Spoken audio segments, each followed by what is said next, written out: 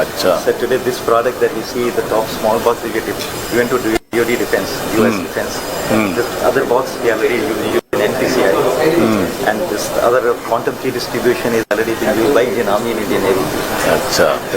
And this one is we are giving to UIDI now for protecting our biometric keys. So there is a point-to-point secure communication, sir. At both ends there will be devices. Acha. So nobody will be able to crack it, sir. So absolutely safe, sir, to have that communication. This is the smallest box that can connect to laptops or any IP phones to secure communication of anywhere in the world.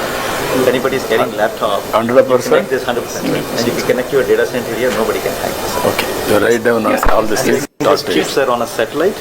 This is on the drones. We are now put it quantum encryption on drones. Now Starlink is sending a satellite, or India's first satellite going, which will have this chip on it. Acha. For secure communication to satellite. So just India's first satellite going, which will have this chip on it. Acha. For secure communication to satellite. so just maybe We have, sir, funded them from National Quantum Mission. In fact, we recently approved about 20 crores for them to develop the next generation of. Now, this is quantum communication. We have a good opportunity. Quantum computing and all, it is still a long shot. But in communication, and this is one of the upcoming startups, for whether it is banks or financial, to secure links, which then cannot be decrypted or by hacked. Always, violators are very creative, innovative. We have to be more So we are creative. ahead, sir. We are beating. We are actually exporting this to Middle East. We are exporting. No, 100%. Don't undermine hackers and also criminals. They are more innovative than Yeah, us. that's right. But maybe you can also tell they have combined few. So we built the world's first enterprise SaaS platform, which are top banks and some of the organizations across the world are now using this as a service. So we host, and that's what we want to propose that in Amaravati. We set up this first data center, where we host all the hardware here, and we offer globally the services to all the enterprises in the world. So we become the managed security service, quantum security service provider for the world. Very nice. Thank you. Thank you. Good night. Hello. For this time, we are quantum technologists. We are quantum materials.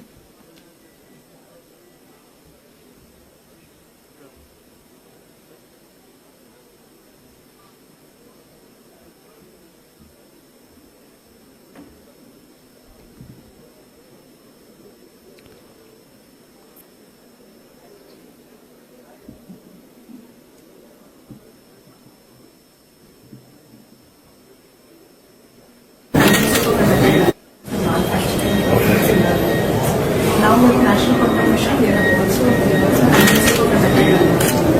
with which we will be building our own nano detection devices, and then we will also be doing end-to-end manufacturing of photonic single photon detection systems.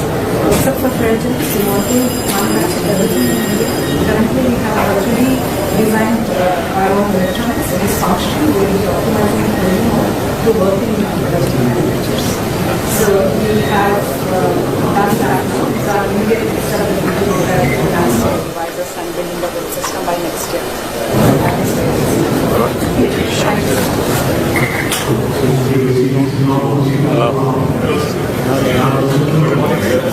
We have PhD students from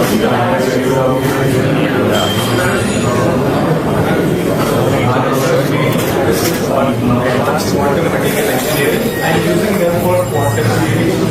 So as you may know, in order to perform quantum computation or quantum science, we need very low temperatures like -272 degrees Celsius. And in order to do that, we require hardware backing, and we have fundamental and foundational works in this field as well. So this is a customized solution that we have built, and this is very customized to the kind of research that we do, which is developing advanced quantum materials, studying them and characterizing them. So the kind of devices that we study, so called molecular beam epitaxy or the cryostat, is what we have built in-house. And this is a kind of technology which is not developed in India. And this is the prototyping of which is in-house built in KIFR Hyderabad. And we are thinking of going and expanding towards more industrial areas. So You are from which place? Which institute? Tata Institute of Fundamental Research, Hyderabad. Tata. So Bombay has another institute in Hyderabad, which was started about 15 years back. It didn't take off that well, but now they've got your TPR, everything. So there they have about, I think, 50 to 60 faculty, right? Yeah, there are a lot of factors. So I think the point they are saying is that all these cryostats which work at minus 272 or something millikelvin, they are all imported right now. So the need of the RAs. So sir, in our lab, we have actually built these cryostats. So if they can take their research thing to commercial thing, that is the big one. Yeah, so because we are trained, the students are already trained in these systems, and in India nobody is manufacturing them. Now same management is involved in quantum computing also. So we already have the. Just now I spoke to Chandrasekhar. He is very keen to take to the logical conclusion. Let us. Thank you, sir. Thank you. Good luck. Hello. You tell. We are making the quantum computers and quantum sensors and quantum communications and all. So in our lab, IIT Delhi, School of Quantum Technology Lab, so these are some modules. To enable these technologies, we need a high precision diode lasers. So there are some lasers. So this is the one laser and this is blue laser and this one is the green laser. So we will be cold the atoms. So here is the cold atoms. We have ultra high vacuum chamber, 10 to the power minus 9 millibar temperature. And then we trap the atoms around 12 microkelvin. Then we have to load the atoms in optical filter. So these are the qubit array of 100 by 100s. And then we are manipulating the bulbs, some big bulb blockade and through this for the computing and simulations. And also we are making field deployable quantum sensors for gravity measurement and for atomic magnetometer for small scale magnetic field. And this setup is particularly for using for trap the graphite particles and also application in biological science for the single cell analysis and all. And we are also developing some educational kits for the laser computer cavity to sell in the educational institutes in the colleges because all educational institutes. Yesterday I was telling this gravimeter thing. Yeah. They have to now make it portable. So at the lab scale, essentially you cool the atoms, make it like say 500 atoms, and then you drop it. The way and then you split them like light. So the point is all of this now in few labs, including theirs, have been done in 4 or 5 places. So the challenge which we have given all of them is to make it portable. Because once you have a portable thing, then you can take it to ship, anywhere. you can take it to defense installations and all. So that is their challenge in the next 2-3 years. Let us see. Then how many institutes you are able to, as on today, quantum and ecosystem players, how many institutes are So working? 40 plus. 40 plus. Yes. And all are collaborating. That is also important. Networking So always. this mission has a uniqueness. It's not individual PI. Yeah. No. Yeah, that is important. So in each hub there will be about 40 researchers. What about other countries? Which is leading as on Sir, today? currently In type national. of total ecosystem. Yeah, so I think in the national quantum mission type, the countries having mission. Germany is having 5, 6. But where are they? US is really, if you look at the recent 2024 report, which has just come a few days, 2 days back. Okay, let me say it not to be quoted. India is right now at 9th place in quantum, or 7th place depending on the way you count. Our goal is in the mission from 7th to 3rd. So the first one is US. They have a good margin because they started early also. And then we have China and France and Germany. So our goal is from 7th we have to jump. 3rd. So how many years? Sir, we in next 4-5 years, I think. Minimum because, sorry. I was saying in sensing and communication, we can really be the top 3 in next 3 years. Yeah. And in computing, if we focus on algorithms for the first 3 years, we can make a difference. The way we did in software as a service. Yeah. That's where our strength should be also, because now you can buy time. Even before your computer comes here in 1 year, we should make Only problem is even IT software also we missed products. Yes, That yes. is the biggest challenge now. exactly. Yes, yes, yes. I always used to tell for the last 30 years, even now we are not moving. Yeah.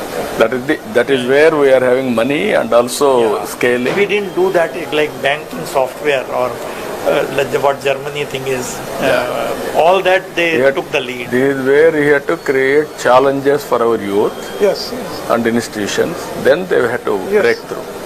Now earlier nobody used to understand it is different, but now you are all there, Yes. and PM and all of you. What are you doing? Sir, these are the quantum labs. Communication. These are the labs that we would like to set up across engineering colleges. This is for the SSB minor program. So AICT has already launched a minor program, sir. Already 9 universities from Andhra Pradesh. So they have developed small, what I call teaching labs, for students and other things. And now we have launched that program also for setting up the teaching labs. You are having any programs, sir? Now you are giving for institutes. That is one.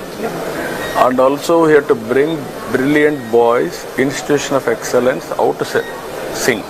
Urban Yes. spoke model. Yes, that we are doing now. In National Quantum Mission, we are following the hub and spoke model only, where we have set up the hubs in the established institutions, and that is how these 40 institutions plus startups are involved. So that is why I said that in the quantum teaching lab now we plan to set up in about 75 to 100 engineering colleges across the country. Yeah. So these kind of, teachings, Almost 60% of the lab equipment is here in this space. So already You give us 15-20, we will experiment. We will take a leapfrog. We will inspire people. Hello, sir. Hi. Tell we are me. one of the very few companies that have a real-time quantum application, quantum-inspired application. So what we essentially do is financial portfolio optimization. So we use Fujitsu's DAU quantum-inspired technology. It's a digital annealing unit. So it contains around 8,200 bits with a 64-bit processing power.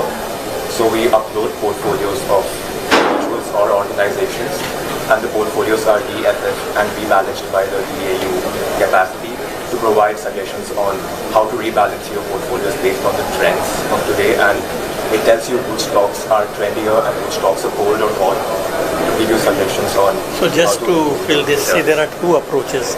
One is the quantum computing, other is the quantum annealers. So annealers is what they are talking, which is a optimization problem. It is not an algorithm based program. So this quantum annealers came many years back. D-Wave is one of the famous companies. So the advantage of them is that if you have an optimization problem, you can do it. So like last week, Chinese people announced that 22-bit RSA code has been broken by D-Wave annealers, which is very scary now. Because quantum annealers is a slightly reduced version of quantum computers because of all the gates and all. So I'm saying whatever we thought will happen 3 years down the line has already started happening. So quantum annealers, you are making them or you are using them? Fujitsu. So D-Wave, Fujitsu, they have come out with annealers which are not worried about fault and all that, unlike quantum computers. So I just thought. and also they can run on simulators also. Simulators. So they can run on high performance computers. So it's a bit, it's as I said, it will happen sooner than later. It is always challenges and opportunities, and innovations will go parallelly. Very interesting. Hello, sir. Om Namo Narayan. Hello. We are from Quantum Clairvoyance from Hyderabad, and our CEO is an ex-army colonel, retired from Signals. He was more keen in breaking the enemy communication. So after coming out, he felt always that a country is more strong if it's a product-oriented rather than a service-oriented. So keeping that in mind, he developed 3 good products which we have launched last month itself. One is which is already as in the drug discovery. To do a drug discovery, it takes a lot of time, but we are not into the clinical trials. So we find the right compound and we'll tell that which compound is more effective and more efficient, which gives more performance before it goes to the clinical trials. If the cycle is 4 years, we reduce it to 1.5 years, so that we are ready to go for clinical trials. So we are in the software domain, building applications. One more is we have developed we have no VPN of our own in India. So we came out of our quantum VPN. So after doing research of 8 years, we after analyzing all the VPN service providers. Even now, in any of the government, we use foreign VPNs. We don't have an India VPN. So we developed a VPN with the same features and giving an extra mileage, a USP as a quantum VPN. So we are always talking to the Telangana government so that we take, why don't you white label? We'll give you source code, we'll give you everything, we'll give you training. It will be first of its kind to launch a quantum VPN in India. So that is one. We have come out with one more application called Quantum Wrap, irrespective of your hardware. Tomorrow, if quantum computer becomes a reality and people are, it can also be broken. So we use the PQC, post-quantum cryptography, and we ensure that any of your existing applications or your hardware can be made quantum safe. And we can show you a proof that what was it before and what is it after we use the quantum. So this is using the NIST? Yes, NIST approved. Crystal Kyber. Yes, protocol. And we have already... So NIST has approved out of the 4, one of them, which they gave a challenge for about 4 years to break it. If you can break this, then they'll give you some money. So in 4 years, it won't be broken. Ethical. So in last year, they declared that US ecosystem will support this NIST-based Crystal Kyber and Crystal this thing for signature verification and content. So all over the world, people are now saying at least it is safe for now. We don't know after 5 years, but India also not 5 years, even tomorrow. NIST has come out with a regulation that irrespective of any application. So this will be a thing. So this NQM has set up a quantum safe committee to look at all these financial sectors and so on, and adaptation of PQC and so on. So I think this is again where I think this valley can... We can take a challenge, sir. We'll give you our own VPN. We can white label it as Andhra's VPN and you can... So you can talk to SETs. You know, there is the institute called SETs. You can work it out with all applications you can go through. Wherever it is applicable, we'll adopt it. Hello. Please. We are founders of the company. So we would like to thank you. We are the only company which started from Fintech Valley Vizag back in 2018, the government grant. Okay, so this is the only quantum company which started from Vizag. And now, sir, we are actually 40 plus team members, and we work in the field of quantum safe communication. We are delivering our hardware-based systems to the government of India, Ministry of Defense, and we have been also kind of this is the fastest commercial grade QRNG available in the country, and we work very closely with defense. So post the disruption, in the Fintech Valley, we had moved to Bangalore. But we would want to see that how we can grow within this quantum village, quantum valley, and how we can actually be also doing skill development, because the quantum, there's a lot of skill deficit. We do not have the right people with the training, right? So while we're giving it for the armed forces, we have a lot of opportunities to do skill development, also create local opportunities, and we also want to see that how we can also help us grow together. Right? We'll work it out, the ecosystem. Thank you. Good afternoon. This company is actually started because of USREP. 2016, Apita, Jay Garu sir, we actually started in Vizag because we wanted to execute a defense project. And the problem statement was to create a quantum safe messaging. Built our own algorithms, indigenous, delivered to defense. Also received an award from Honorable Raksha Mantri as well. Now this is India's first dual use technology, which is securing our defense establishments like DGDIA as well as DGMO, military operations as well as intelligence, plus getting used into the banks as well. So now it can actually secure the entire digital ecosystem part of it. So we have kind of built a platform ground up and delivered to the defense. So data at rest, data in motion and applications, all with users and device control. That is the entire full stack with software, devices and hardware. Good, excellent. Thank you. Thank you.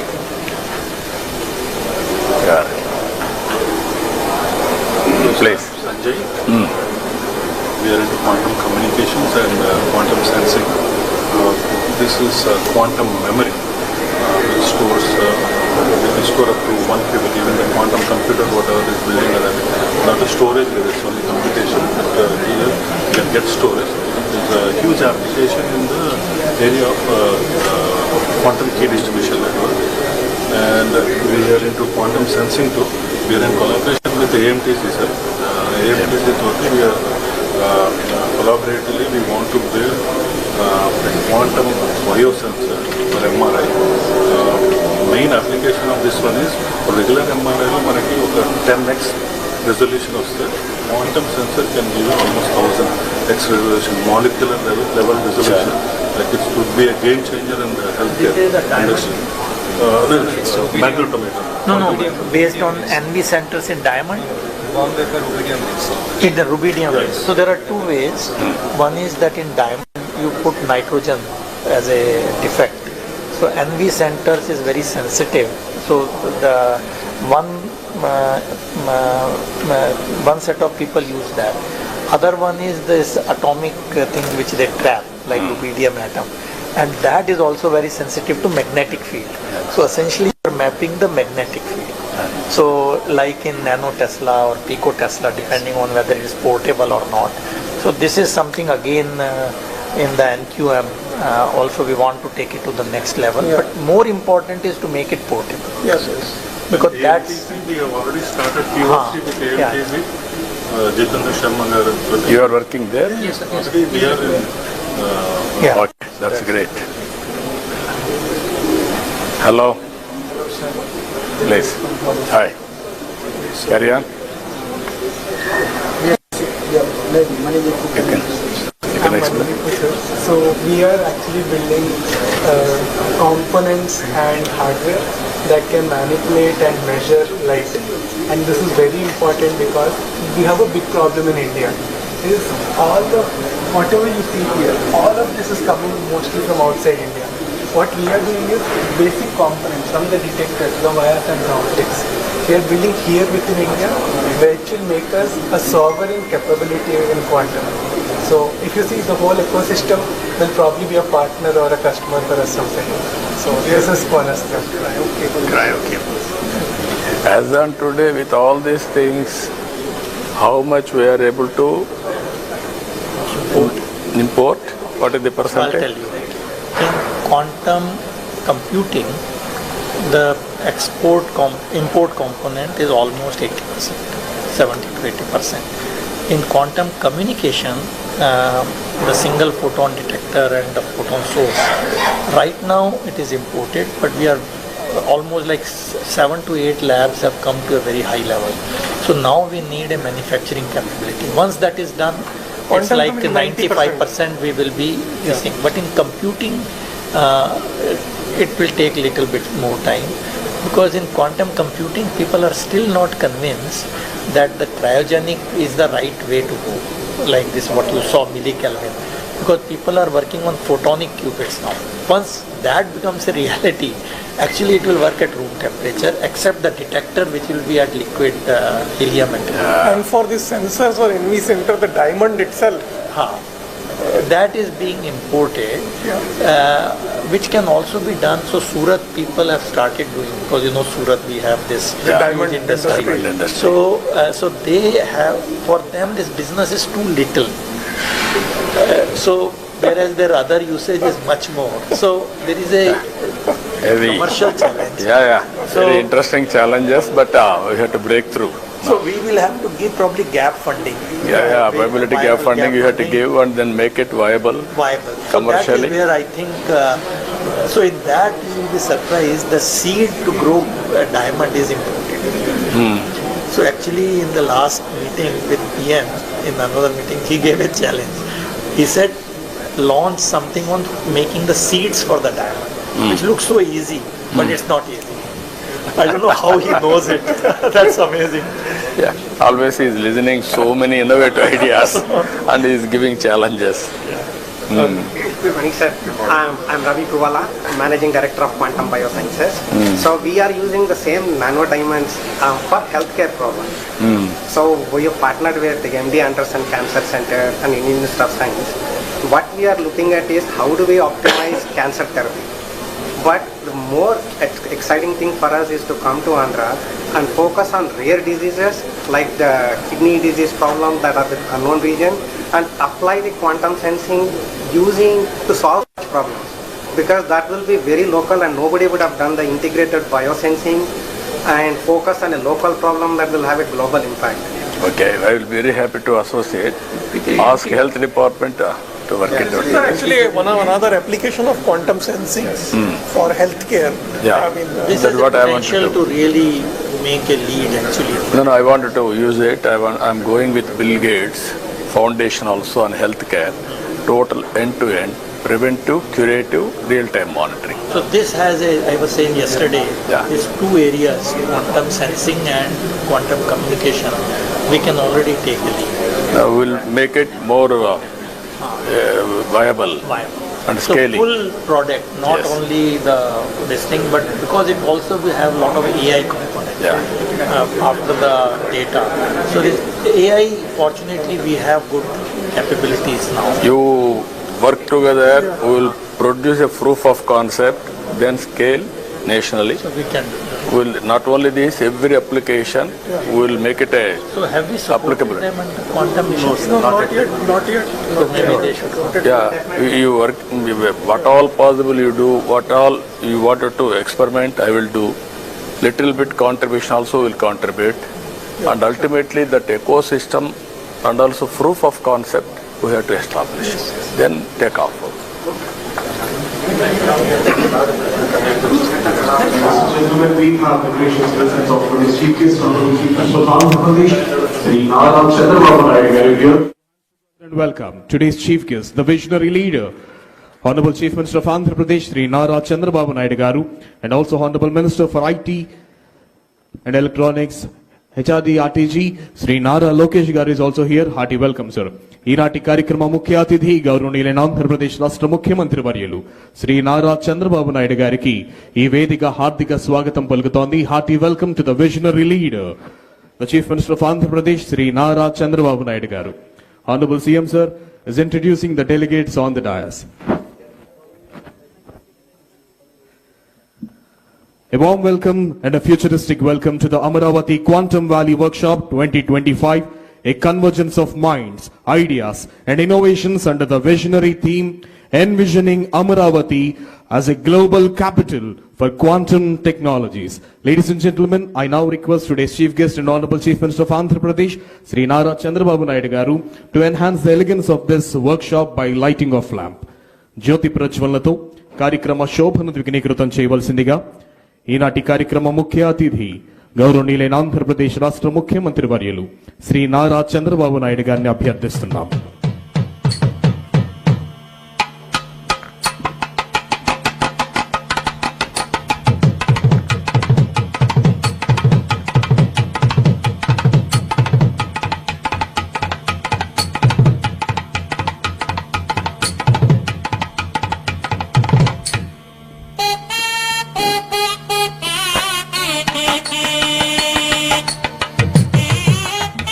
In the world,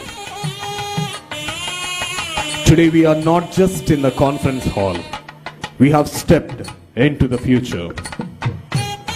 In the world where data moves at the speed of light and computation defies classical limits, Amaravati rises not just as the people's capital of Andhra Pradesh, but as the emerging quantum capital of the world. I request everyone to please be seated.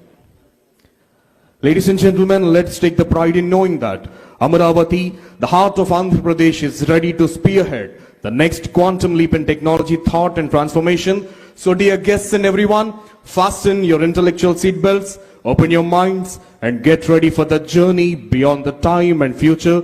Welcome to the future, welcome to Amaravati, welcome to Quantum Valley 2025. In connection with this, I would love to call upon the Secretary to Government, ITE and C Department, Government of Andhra Pradesh, Sri Bhaskar Kattamaneni IAS, to please come forward and propose the welcome address. స్వాగత ఉపన్యాసం తెలియజేయవలసిందిగా Shri Bhaskar Kattamaneni IAS గారిని అభ్యర్థిస్తున్నాం. Thank you. Honorable Chief Minister of Andhra Pradesh, Sri Nara Chandrababu Naidu garu, Honorable Minister for IT, Sri Nara Lokesh garu, the Chief Secretary of the State, Vijayanand garu, Her Excellency Jennifer Larson, U.S. Consul General Hyderabad, the guests who have come for the meeting today, Mr. Anil Sharma, Global Head TCS, Sucharita Kiyella Garu, co-founder and joint managing director, Bharat Biotech. Mr. Rajiv Kumar, managing director, Microsoft India. Mr. Amitabh Ghoshal, vice president, India operations, L3 Harris. Mr. Sridhar Sidhu, corporate vice president, blocking and tackling, AT&T. Mr. Nilesh Biniwale, GM MD, VP engineering, Pattern India. Mr. L.I. Naidu Garu, managing director, GROB Work. Mr. Manish Verma, head India Innovation Center, Warner Brothers Discovery Media. Mr. Fani Mitra B, Global Chief Digital and Information Officer, Dr. Reddy's. Mr. Amit Singhi, Director IBM Research India and CTO IBM India and South Asia. Mr. Rahul Sharma, Managing Director USIBC. Air Marshal DC Kumaria, retired, formerly Vice Chief of Indian Air Force, Military Advisor to BAE Systems India. Shri Sandeep Patil, Managing Director IBM India Private Limited. Shri Scott Crowder, Vice President IBM Quantum Adoption, IBM India Private Limited. Sri V. Rajanna, President Technology, Software and Services, Tata Consultancy Services. Sri M. V. Satish, former whole-time Director and current Executive Committee Member, Advisor to CMD, Larsen and Turbo. Professor V. Kamakoti, Director IIT Madras. K. N. Sachinarayan Garu, Director IIT Tirupati. And sir, the distinguished guests from Delhi who have come here to be with us and have been always supporting the mission. Sir, Professor Abhay Karandekar, Secretary, Department of Science and Technology, Government of India. Professor Ajay Kumar Sood, Principal Secretary, Advisor to Government of India. And my colleague Kona Shashidhar who has come. District Collector, the Municipal Commissioner, the other officials and all the dignitaries who have come. Dignitaries from academia, the University Vice Chancellors, Registrars and the teaching faculty and the students in the areas of quantum technologies. And also the corporate companies who have come here, who have been using the technologies and will partner with us in using the technologies and algorithms to take the nation forward, and the members of the media who have come here. I heartily welcome all of you to this first workshop on the quantum technologies and quantum computing. Sir, in fact, when history is made, nobody actually on that day understand what is being done. I think today is one occasion where we are taking a leap forward, a leap of faith in the leadership of the Honorable Chief Minister and our IT Minister. Union government, we are taking this challenge to take the India into the next millennia through the quantum technologies. The Amaravati Quantum Valley is the first step in that.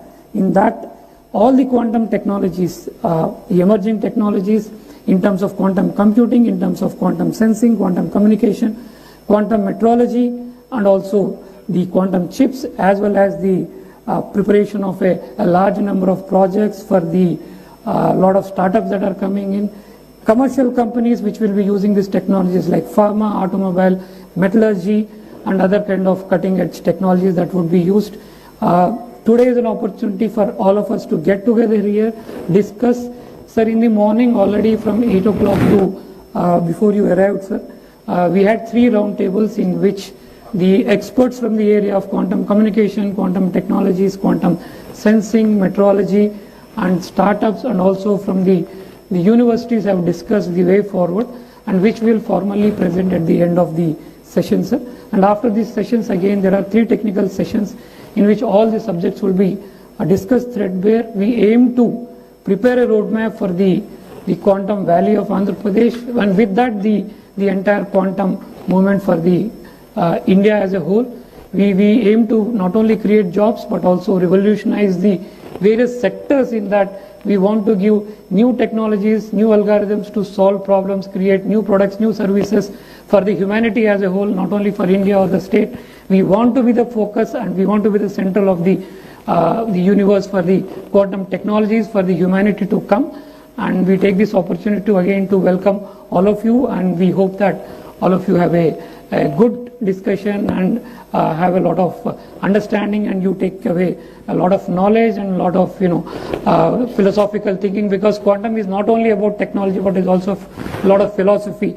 In fact, quantum is also mired in our Indian mythology, also in our manuscripts also. There are elements of this. So we hope that all of you take these elements back, and we hope that we make your time here worthwhile, and all of you go back with a lot of knowledge and a lot of enthusiasm and a lot of motivation to take the technologies and the system forward. Thank you.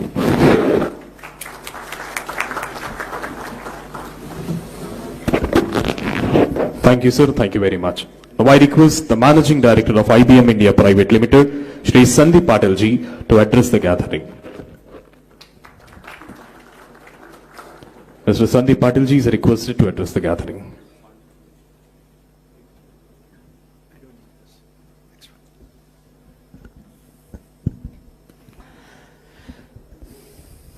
Thank you.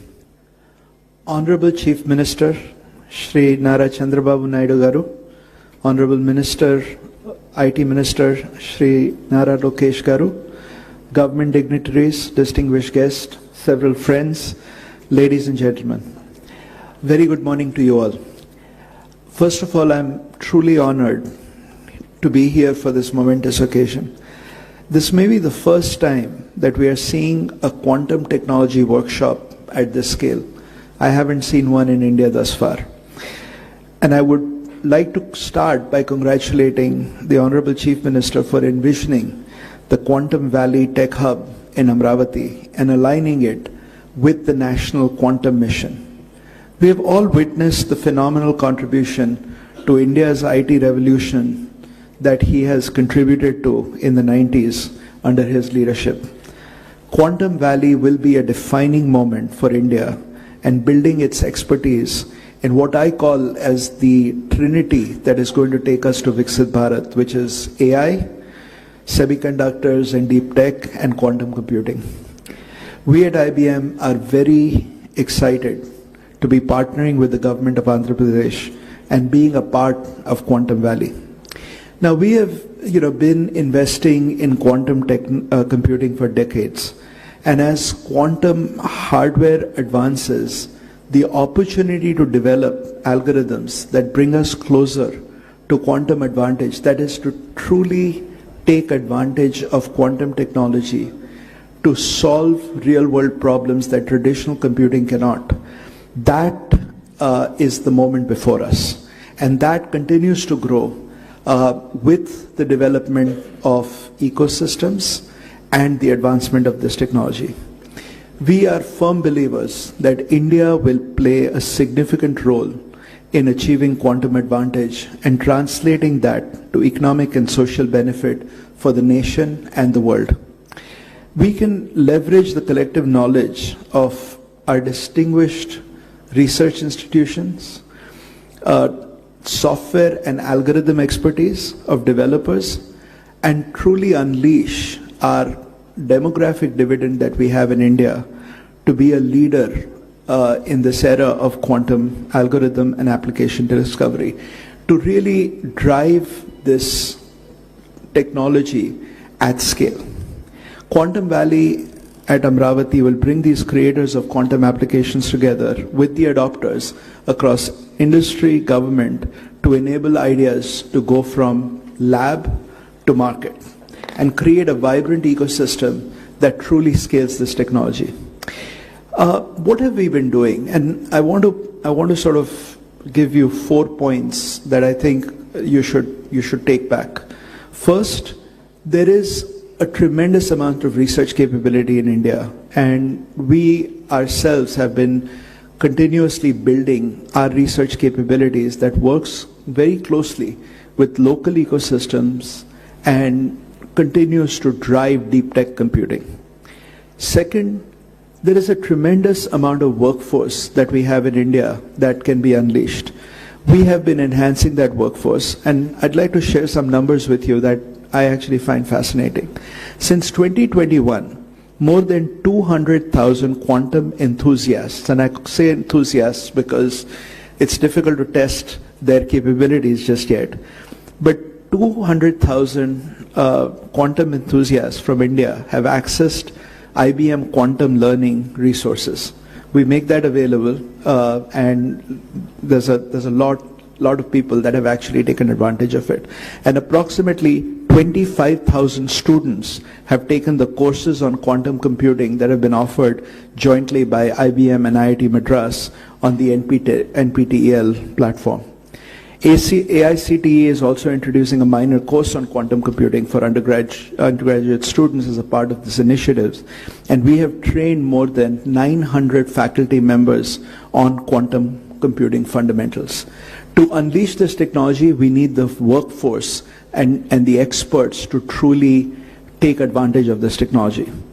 Third, we are driving cutting-edge research and algorithm discovery by empowering India ecosystem to access the most capable quantum systems and resources. Fourth, we are supporting economic growth through industry engagement. There are startups like Boston QPSI that are using our quantum technology to boost the performance of complex engineering simulations using Qiskit libraries, simulators, and IBM quantum systems. LTI Mindtree is a part of our quantum network globally, as well as Tata Consultancy Services that have actually partnered with us to really scale this technology here in the Quantum Valley. And lastly, the government, I think, is now becoming very, very active in this space, not only at the center, but more importantly, right here in Andhra Pradesh.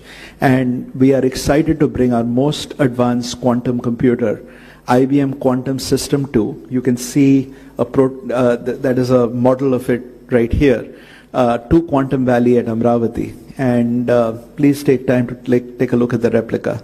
So as quantum system arrives on Indian soil, quantum experts and developers will have an opportunity to build world-class quantum algorithms, which is what the need is right now around the world, and applications that will address real problems for India and the world. And we will do that from India.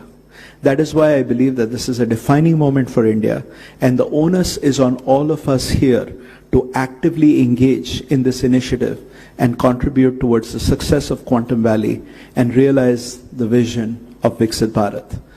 And now I would like to invite my colleague, Scott Crowther, Vice President, IBM Quantum Adoption, to share how we are bringing this useful quantum computing to the world.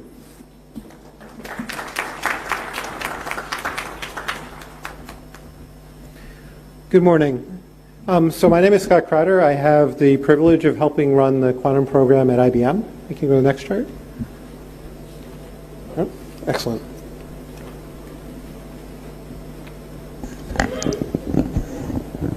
Our mission at IBM is to bring useful quantum computing to the world.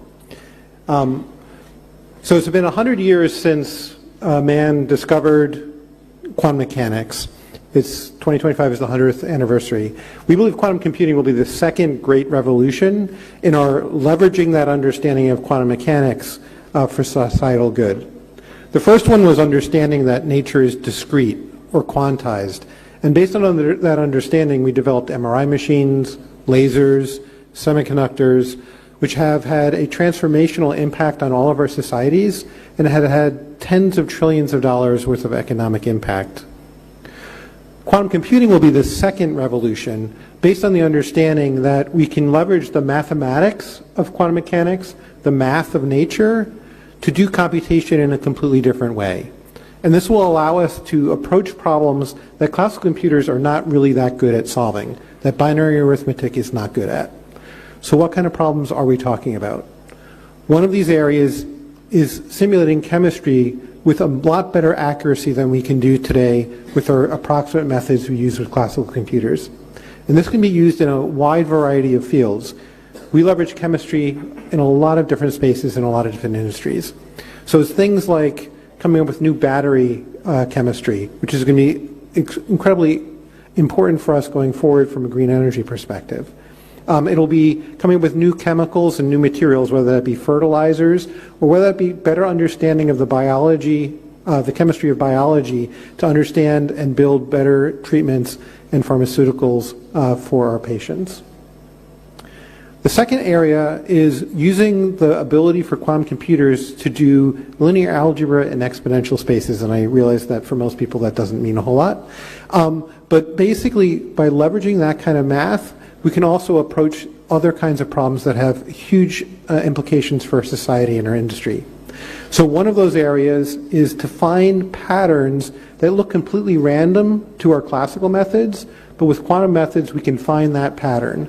This is actually where Shor's algorithm, which is famous because we need to change all our asymmetric cryptography because of it, but it also has applications in a lot of different industries for anomaly detection, fraud prevention, and things of that.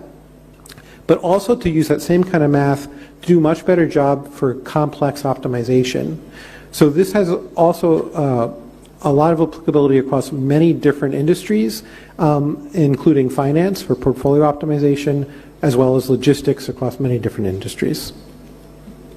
So what do we need to do in order to bring useful quantum computing to the world? Well, the first is we need to build computers that can run these new algorithms, and that's what we focus on at IBM. The second is that we need to basically do algorithmic discovery and understand all these applications and where they can be leveraged and do the work of research on those. And this is where it's really important to build ecosystems and communities in order to understand how to do this and to drive that algorithmic discovery. And that's why we are so very, very proud of being part of the Quantum Valley here and why this ecosystem building is so important. I'm going to wrap up pretty quickly here, but just give you a feel for where we are in the technology. So we've established 3 big milestones. The first we achieved a couple years ago, which was what we call established quantum utility.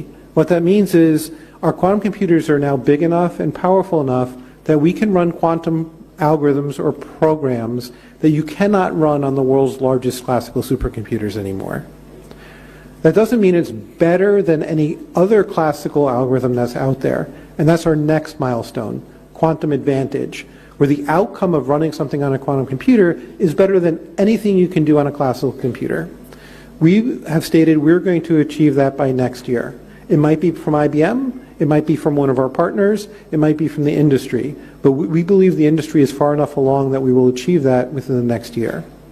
And then to grow it to even more and more applications, we need to build even more powerful computers that can run more complex programs to unlock all kinds of applications, not just the first few. And to do that, you need to build a large-scale fault-tolerant quantum computer, which we have declared we will build by 2029. I'm going to skip ahead a little bit here for interest of time. But we've deployed 80-plus systems since 2016. And today we have 15 utility-scale computers around the world in our US and European data centers, as well as client locations around the world. And we announced earlier this year that we are going to put a system here in the Quantum Valley to basically help drive the ecosystem here in India. Starling is our next generation of computer, which is coming out in 2029, which is basically a scaled model of what you see with the System 2, which will be here in India. This system will allow us, by 2029, to run even a broader range of applications. I'm going to stop here for the interest of time. We're very proud at IBM to be helping in this initiative. We believe that this is a great platform to build an ecosystem here in India. Thank you.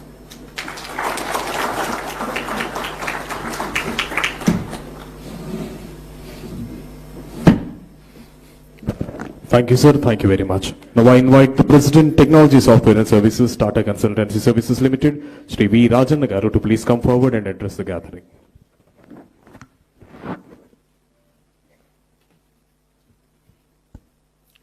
Honorable Chief Minister Chandrababu Naidu Garu, Honorable Minister Lokesh Garu, dignitaries on the dais, off the dais, ladies and gentlemen, a very good morning to all of you.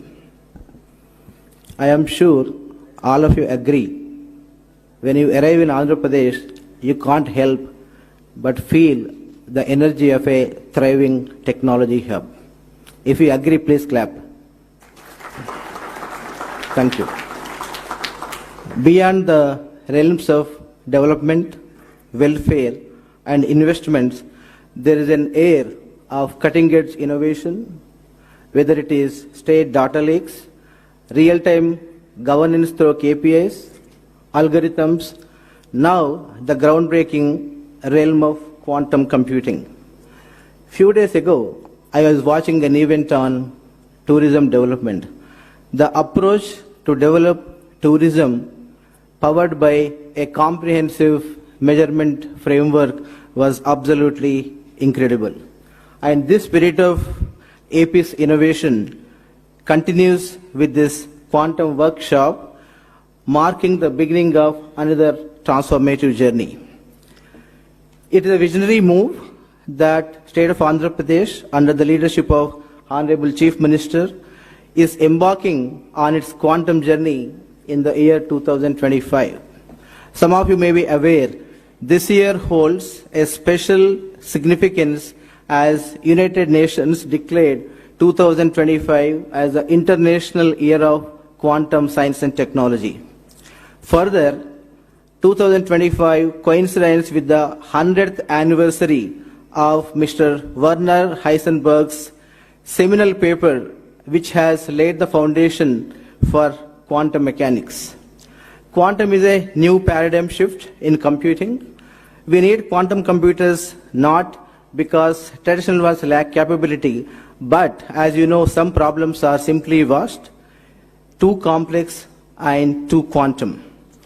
The Quantum Valley in AP is said to be a cornerstone for researchers, academic ecosystem, startups to delve into new algorithms, simulate intricate systems, and solve problems that were previously intractable. This is just not a computing infrastructure platform, but a national asset that will propel India's leadership in research and development.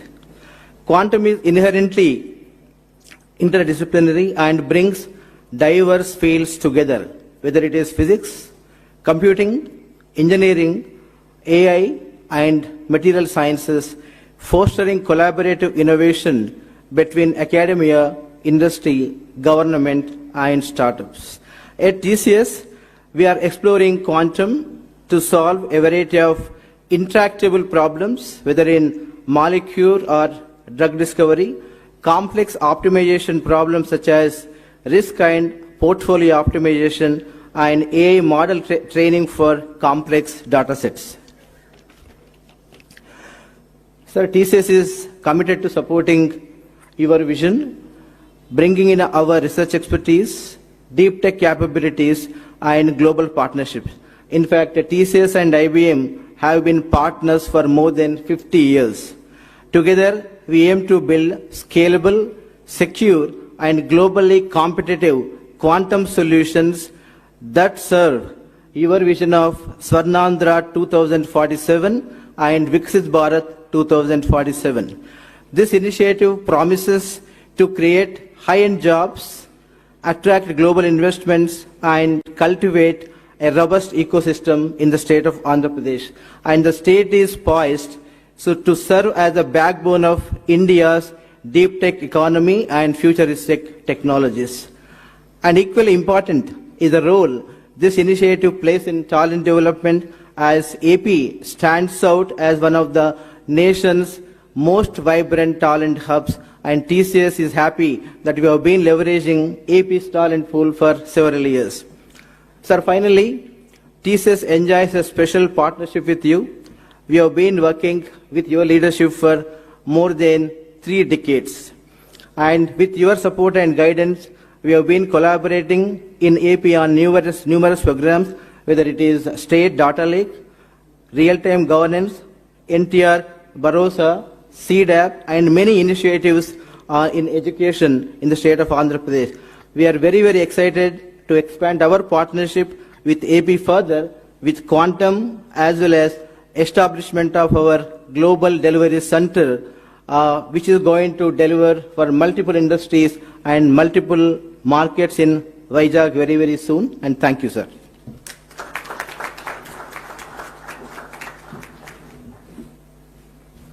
Thank you, sir. Thank you very much. Now I invite former whole-time director and current executive committee member and advisor to CMD, Larsen and Turbo, Sri M.V. Satish Garu, to please come forward and address the gathering.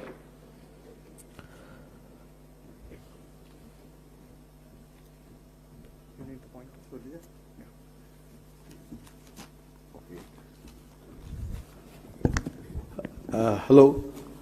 Very good morning, Honorable Chief Minister, Mr. Chandrababu Naidu Garu, Honorable Minister of IT, Mr. Lokesh Garu, dignitaries on the dais, off the dais.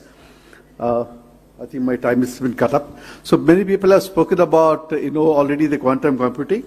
I'll just say two things because I see a lot of entrepreneurs. So McKinsey Committee said that the market value of this quantum computing will be $100 billion. I think it should be music to all the other guys. And then also India's growing initiative, Quantum Valley, they also investing around 6,000 crores. And so the next digital revolution will be quantum. And India cannot afford to be a follower this time. And next, coming to L&T. I'll just say why L&T. I think we have been always partnered with the government of Andhra Pradesh. When we started the high-tech city in 1995, so where Mr. Chandrababu Naidu gave us the lead. We also did the high-tech exhibition, and we started this PPP model where we invest and then do the projects and all. That is something. And L&T is uniquely positioned, one, as an infrastructure partner. We can build Quantum Valley, the quantum data centers, etc. And as Mr. Sandeep rightly said, as a deep tech partner via LTI Mindtree with active quantum incubation, applied research, by translating fundamental research to industrial and societal applications. LTI Mindtree has been a pioneer in quantum applied research for over 4+ years now, and we're the first Indian GSI to be part of the IBM quantum network.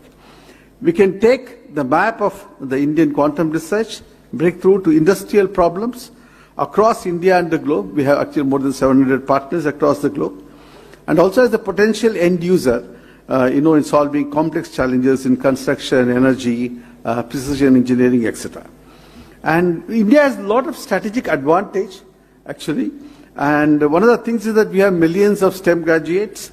We have a growing base of actually quantum social researchers like IITs, the IISc, the ISAR and all. And the global software, we are one of the leaders actually in the global software, thanks to Mr. Chandrababu Naidu. And also we also have the government push and the policy readiness. I think that is very, very important. And we also have the academic and startup momentum, everything. Next is what way that L&T can help the government and the world at large with the quantum journey. L&T and LTI Mindtree are fully committed to actively support co-developing industry-grade quantum user cases, partnering with startups, building physical and digital infrastructure, becoming early enterprise adopters in complex sectors like infra, energy and all. And vision, I think with this vision actually, India should be at the center of the quantum world, and I think let us lead this revolution. I only want to say that Mr. Chandrababu Naidu would have actually fathered two global centers. One is the IT and BT hub at actually Hyderabad, and the next one is actually the Quantum Valley at Amaravati. Thank you very much. Thank you, sir. Thank you very much. And I invite the Chairman of Andhra Pradesh State Council for Higher Education, Sri K. Madhumurthy Garu, to please come forward and give his message.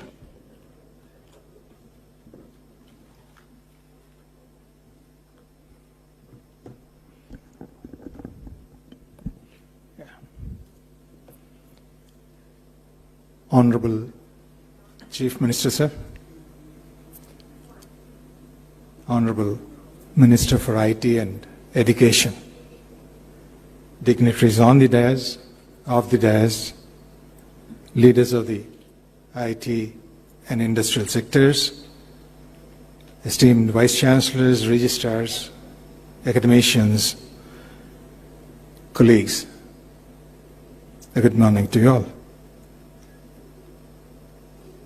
This is a defining moment and a very important gathering, focusing on technology that is set to define and transform the world, quantum technology, which is rapidly reshaping the frontiers of science, technology, and the global economy.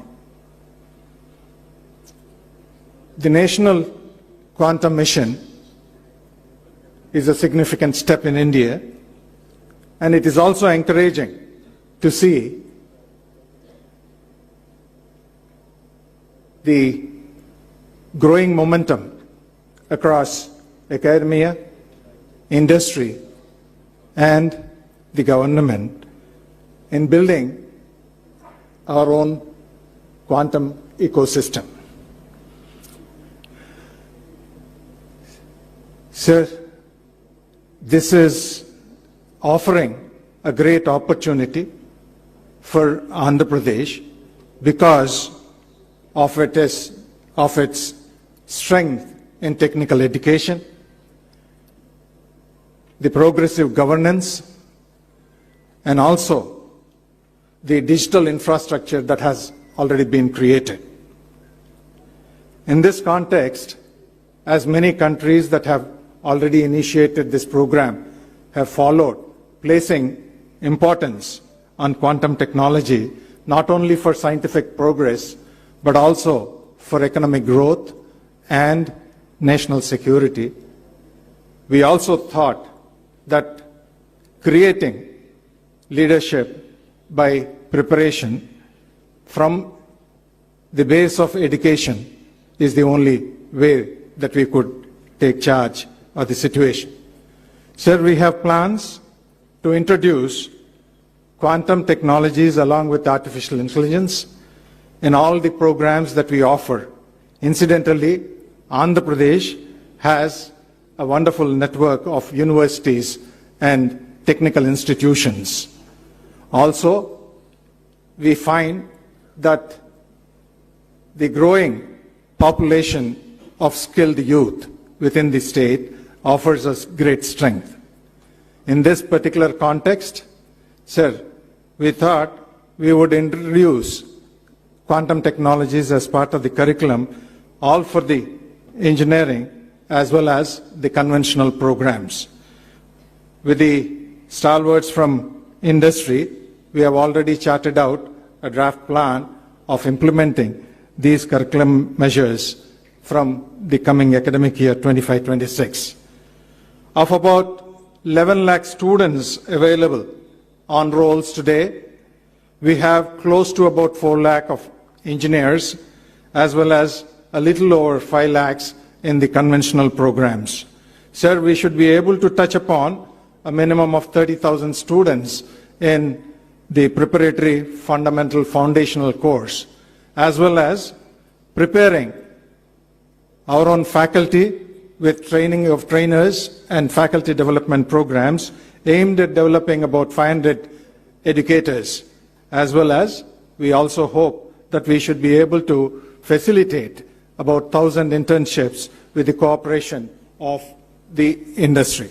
Sir, with the timely investment on education, research, and partnership, we as universities of Andhra Pradesh should be able to project our own activities to see that Amaravati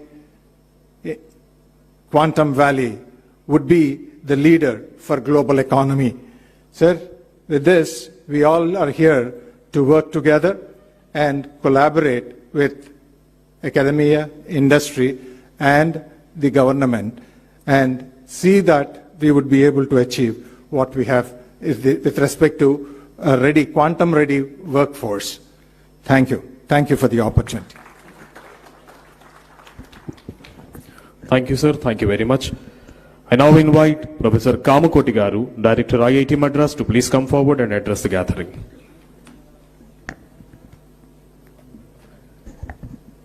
Respected Honorable Chief Minister of Andhra Pradesh, Honorable Minister of IT of Andhra Pradesh, and all dignitaries, we are very excited that Quantum Valley has been launched at Amaravati. Bharat as a country, we are to define our own quantum advantage footing. This requires a well-synchronized effort between academia, startups, major industry and government. The Quantum Valley at Amaravati provides precisely this robust platform as a first mover. The National Quantum Mission launched by the DST Government of India has rightly identified 4 major verticals. We must make the best use of these. Friends, There are multiple areas we must quickly ramp up. Number one, we need to demonstrate major use cases that shall clearly highlight the quantum advantage, specifically manufacturing, health, pharma, agriculture, finance, defense, communication. These are very prominent candidates. All domain experts from industry and academia must come together on a mission mode to achieve this particular goal. The second important aspect that we should concentrate is on human capacity building at scale, specifically educating conventional computer architects and programmers on quantum computer architecture and quantum programming, and sensitizing and training subject domain experts in quantum advantage. Moving to utility quantum environments at the earliest is also very crucial, and in this direction we must aspire to demonstrate short distance quantum communication and also look at quantum desktops and quantum sensing as part of smart city type of IoT projects, in addition to the quantum cloud environment that is envisaged at Amaravati. The third important thing is major translational research and development must start happening, specifically manufacturing quantum components in India. We have very good precision manufacturing industry here. Standardization and metrology for quantum systems is also extremely important, and classical computing support to quantum computing, like the 5G, it's a non-standalone 4G plus 5G. The quantum computing for time to come will exist along with classical computing, and it needs support from the classical computing environment. So the role of innovation and entrepreneurship, and specifically startups, is extremely crucial in this direction. So let me conclude offering my best wishes to Quantum Valley, assuring you, sir, of all support from IIT Madras, and let us all put together our best efforts to ensure that the quantum computer starts physically functioning at Amaravati on January 1, 2026, and we demonstrate 100 use cases. We demonstrate 100 use cases that shall prove the quantum advantage across multiple domains by August 15, 2026. Thank you very much. Thank you, sir. Thank you very much. Now I call upon Shri K.N. Satyanarayana Garu, Director IIT Tirupati, to give his word.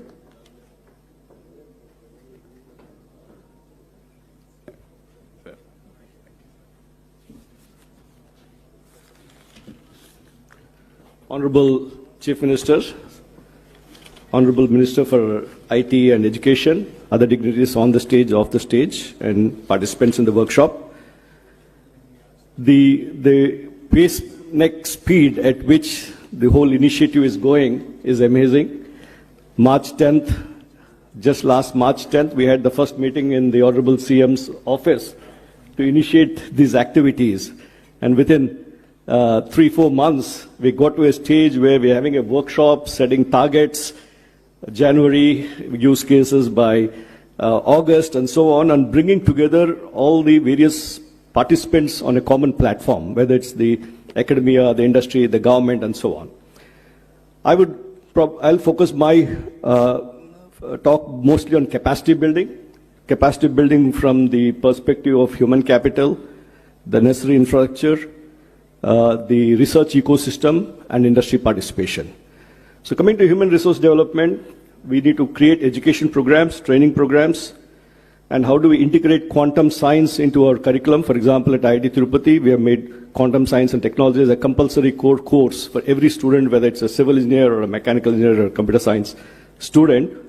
And then we need to create, establish postgraduate programs, doctoral programs, postdoctoral programs to attract the best talent to come and work here. And then a number of short-term certification programs for the industry and workshops for professionals that we need to run to upskill people very fast.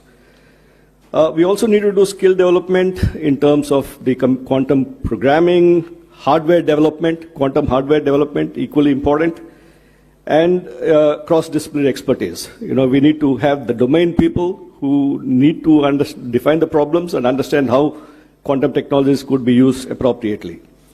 And coming to the research and development ecosystem, we need to have centers of excellence which are focusing on this. The National Quantum Mission is driving some of these centers of excellence in the various domains, and we need to get our institutions aligned with this. and create collaborative research networks across the state and the nation in the process between academia, industry, and government. Create research centers of excellence where industry and the academia work together, not each in their own silos. And then we need to work on focused areas, whether it's quantum computing, communication, sensing, and so on, which has been already discussed about, and create infrastructure development. Setting up the quantum computer here is a step in the direction that IBM is doing to start the infrastructure development, but more importantly, we need to do this at various labs across the institutions. Today morning, we had some deliberations in the round table. We were talking about, one of the easier things is to do the lectures and software development and so on, but the hardware is where the challenge is. So how do we create these laboratories to get people exposed to the hardware part of it? So we are talking about setting up a few experience centers across the state where the institutions around can come and use those facilities because this need reasonably high investment and expertise to run them. So there are a lot of and then we need to create the test beds for prototyping platforms and the integrating with the high performance computing. And also create the startup ecosystem, work towards industry engagement and startup ecosystem. In this context, I think this aligns with the other initiative the Honorable Chief Minister is taking forward in terms of the Ratan Tata Innovation Hub. If we can integrate these activities, the startup ecosystem with the hubs that we're creating, 5 hub and spoke model, 5 spokes across the state, and encourage industry investments in this R&D. And startup incubation and various application development, which the earlier speakers talked about, and the policy and the regulatory framework, and create public awareness and outreach. Why we are doing this. For example, yesterday, I think Venkat's book is getting launched today, where he's translated Quantum Nation to Telugu, so that we get it across to people. So we need to get people along as to understand why we're doing all these things.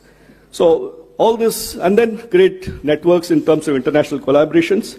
So what we need is a holistic approach, including education, R&D, infrastructure created, industry participation, policy and global collaboration to ensure leadership in this transformative domain. Thank you very much for this opportunity. Thank you, sir. Thank you so much. Now we cordially invite Madam H.E. Jennifer Larson, Consul General, Hyderabad, United States of America, to please come forward and give her message.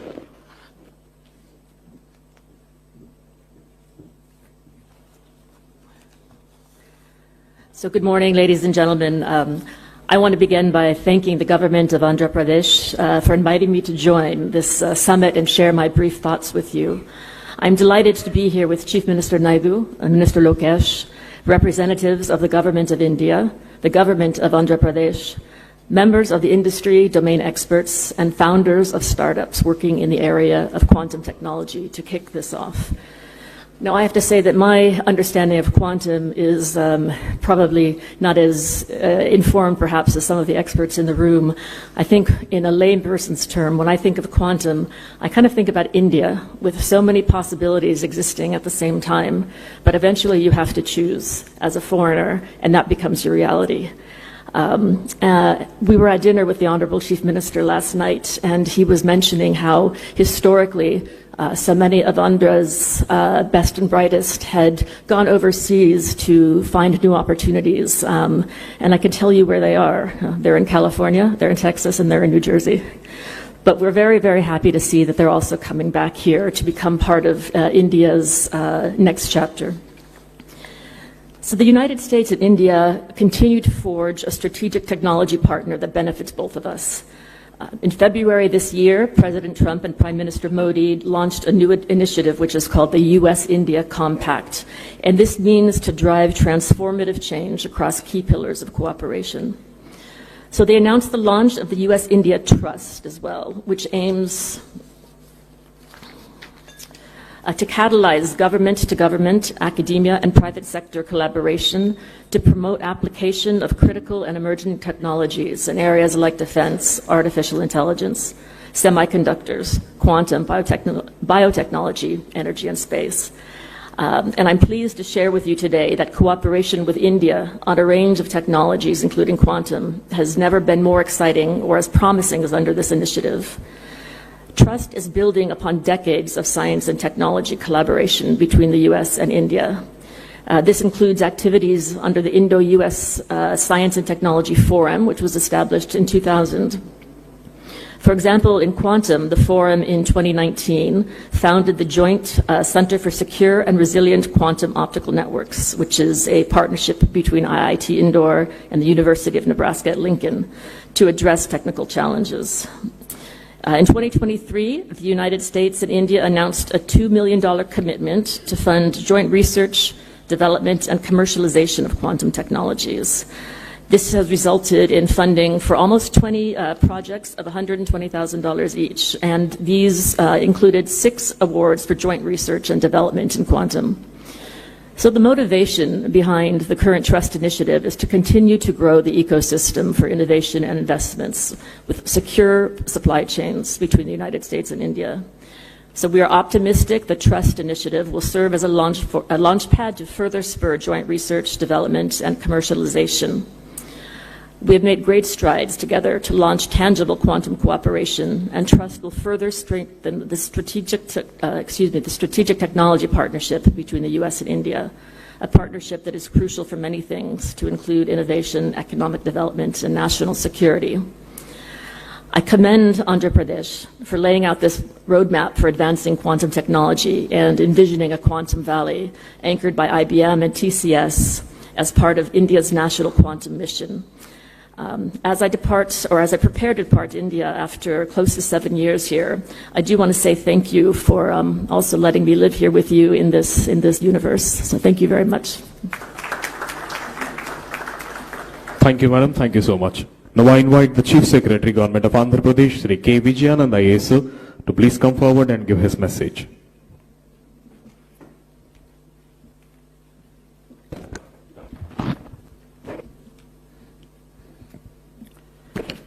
Honorable Chief Minister of Andhra Pradesh, Sri Nara Chandrababu Naidu Garu, Honorable Minister for IT, Electronics, RTGS and Education, Sri Nara Lokesh Garu, Secretary, Department of Science and Technology, Professor Abhay Karendkar, Principal Scientific Advisor to the Government of India, Professor Ajay Kumar Sood, Her Excellency Jennifer Larson, Sri Sandeep Patil, Sri Scott Crowder, Sri Rajana Garu, Professor Kamakoti Garu, Satyan Garu, senior officers from Government of Andhra Pradesh, esteemed dignitaries and friends.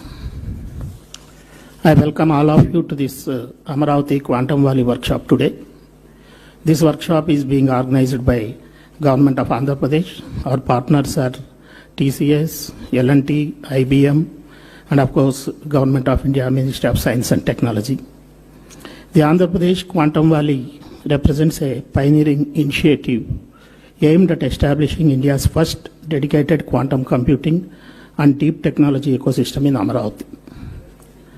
This initiative is guided by our visionary Chief Minister, Sri Nara Chandrababu Naidu Garu, whose untiring efforts to promote emerging technologies is well known to all of us who are present here. The inauguration of Quantum Valley at Amaravati is proposed on the 1st of January 2026, and this project is in alignment with India's national quantum mission, and it aspires to position the state as a leader in quantum innovation. This initiative also encompasses a technology park developed in collaboration with IBM, TCS and L&T, featuring India's largest quantum computer, IBM's 156 qubit quantum system 2. State universities will integrate quantum computing courses into their curriculum, with Andhra University planning to offer degree programs commencing from 2025-26 academic year. This initiative will ensure skilled workforce for the quantum industry. This project aims to enhance public services and develops India's first quantum governance framework. The long-term vision of the initiative is to foster collaboration among academia, industry and government, thereby generating employment opportunities and attracting global investments.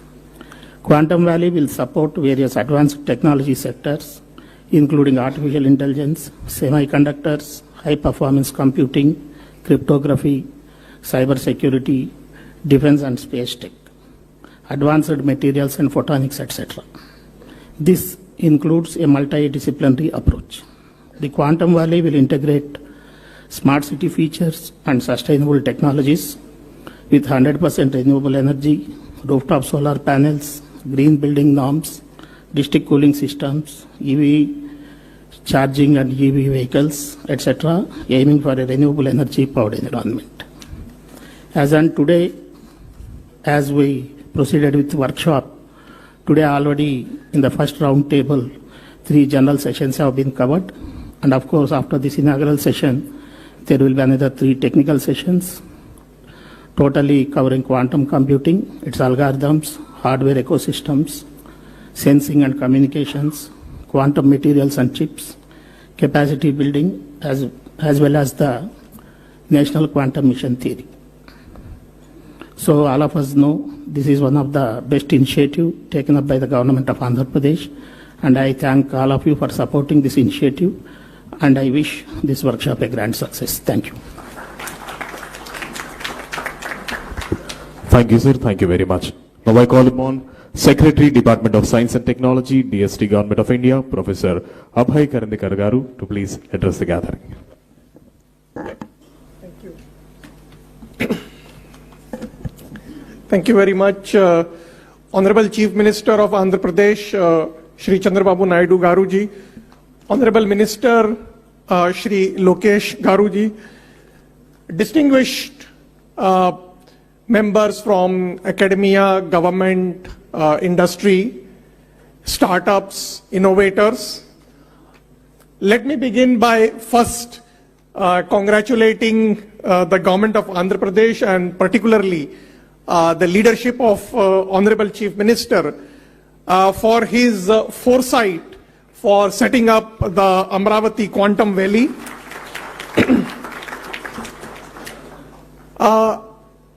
National Quantum Mission sees this as an opportunity for institutions, academia, industry, startups and innovators to actively engage not only amongst each other and collaborate with each other, but also with the National Quantum Mission and leverage the various programs of the Government of India for our mission and our vision for becoming India a global leader in quantum technologies.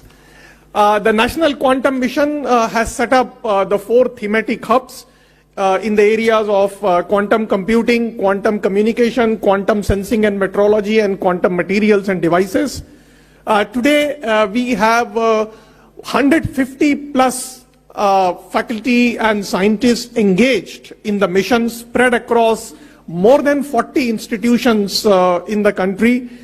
We have also supported startups and innovators, and in the coming months we will be supporting the government engineering colleges, technical institutions and other institutions towards the capacity development programs by supporting the teaching labs for those institutions which are launching the quantum technology programs which have been approved by the All India Council of Technical Education. And I'm also delighted to see that Andhra Pradesh Council of State Education just mentioned in their presentations that they have plans to set up the quantum technology academic programs in several of their technical institutions. In terms of developing the technologies, while we are supporting today the research, whether it is in the area of quantum computing or quantum communications or quantum sensing, we are also working towards developing an ecosystem of developing quantum algorithms and application use cases, particularly in emerging areas like materials discovery or drug discovery or financials transactions and so on, so that we can develop the capacity in our country for becoming a quantum safe and a quantum advantage, nation. In National Quantum Mission, we have also launched the nationwide quantum awareness programs. And in this quantum awareness programs, we have targeted the students, researchers, faculty, and industry for not only, building the understanding, but also developing interest towards research in the area of quantum science. We see the setting up of this Amaravati Quantum Valley as an opportunity for developing not only the capacity in the area of quantum technologies, but also forging a collaborations nationally and internationally. From the Department of Science and Technology and from the National Quantum Mission, we reiterate our commitment to nurturing a self-reliant, globally quantitative and quantum ecosystem for India. And I'm confident that with collective resolve and collaborative energy, we as a country will not just participate, but will also lead in the global quantum revolution. Once again, I would like to compliment the leadership of the Honorable Chief Minister. I hope that with the Government of India, in the National Quantum Mission, under the visionary leadership of our Prime Minister, Shri Narendra Modi ji, we will be able to make our country a global leader in the emerging technology ecosystem. Thank you. And Thank you, sir. Thank you very much. Now I invite Principal Scientific Advisor to Government of India, Professor Ajay Kumar Sudgaru, to please come forward and give his message.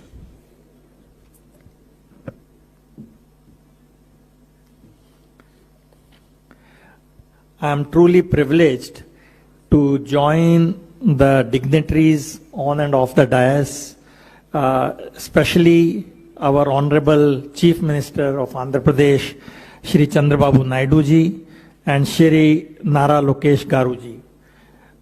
Our Honorable Prime Minister, Shri Narendra Modi ji, and Shri Chandrababu Naidu Garu ji have both strongly believed in the transformative potential of new and emerging technologies for delivering public good. So National Quantum Mission, along with other missions, and Quantum Valley at Amaravati are two examples of this vision. I would like to again join Abhay in congratulating Honorable Chief Minister for really taking this very visionary step in showing the way for accelerating quantum technology dissemination across all sectors. Now, as quantum technology is indeed the flavor of the year, as was mentioned, year 2025 is declared as the International Year of Quantum Science and Technology by the UN, which really celebrates the century-long development of quantum mechanics. This is also an example where very fundamental science results in disruptive technologies over a period of time. So quantum technology, as was mentioned repeatedly in the last few minutes, is really the newest technology frontier, which is a must for strategic autonomy of any country. It will indeed transform the landscape, technology landscape, over a wide canvas. It is befitting that New Amaravati should have ambitious plans for becoming a quantum technology hub in the country. So in my view, this center state symphony clearly shows that the task of nation building is a joint center state enterprise. We will also be the partner in realizing the larger goals of National Quantum Mission, with which our office is intimately connected. You have heard in the last 1 hour from many dignitaries that the engineering exploitation of quantum system, which is what quantum technology is, has enormous applications all across the sector, be it the financial sector, be it the security in all aspects, quantum communication, quantum sensing, and so on. So I will not repeat that, But one area which will come up sooner than later is the application of quantum computers in climate change. This is a beginning of that, because when you are dealing with billions of parameters in weather prediction, this is where the power of quantum will be useful. And the other areas which will see a huge jump in the next 2-3 years is the merger of quantum and AI, which is what quantum AI is now being referred as. And this is the kind of areas, the disruptive areas, I definitely feel Amaravati Valley can make a dent in the global scene. So the list of these applications is enormous. I don't think we need to repeat all that, but one thing is very clear, that we are sitting at the cusp of huge revolution, and this is something should happen sooner than later, because the fault-tolerant quantum computers are in the vicinity of realization, really taking new algorithms, error-tolerant computation, topological qubits, and so on. And this is where I think the excitement lies, not only for the researchers, industry, but also the young team, which is really going to be the leaders in this game. And another thing, with the fact that quantum computers have become now accessible to all, including the adversaries, post-quantum cryptography has to be done at a faster scale than ever before. In addition to the NIST algorithm, which has been accepted, we should really ask whether we should be also developing other PQC algorithms from India along with the other partners. And this, I think, is another area where the synergy between academicians, mathematicians, including mathematicians, and so on, will play a big role. And I think another news which you should be hearing is the ISRO quantum satellite very soon, which has already been planned, and it will be launched soon. And this is going to make a huge difference in quantum communication. So already you must have been hearing free space tests up to 1 kilometer and so on, but this is just a beginning, and we are all waiting for quantum satellite, where this will really go to the new height. So I think my own sense is that this is a very beginning of the whole revolution, where we don't even know which quantum computers will really win the race. Will it be the superconducting one, which looks the most hopeful now, spin qubits, photonic qubits, topological thing, neutral ion, and so on. So I think the game is really, really open. And the quantum mission has taken a very, very good approach to promote all these platforms rather than putting all your bets in on one of them. So I think this is something which time will tell. I guess this audience who have young people probably will see where this revolution will happen, but the beginning has already been done. And India, I am glad, is playing a very important role, not only in the technologies, but in the skilling of our young people. We have the demographic advantage, and this is again where Quantum Valley can make a very big impact. So I am so glad that Andhra Pradesh, under the leadership of visionary leader Shri Chandrababu Naidu Garuji, has shown the way, learning from what we saw almost 25 years back, what happened in Hyderabad.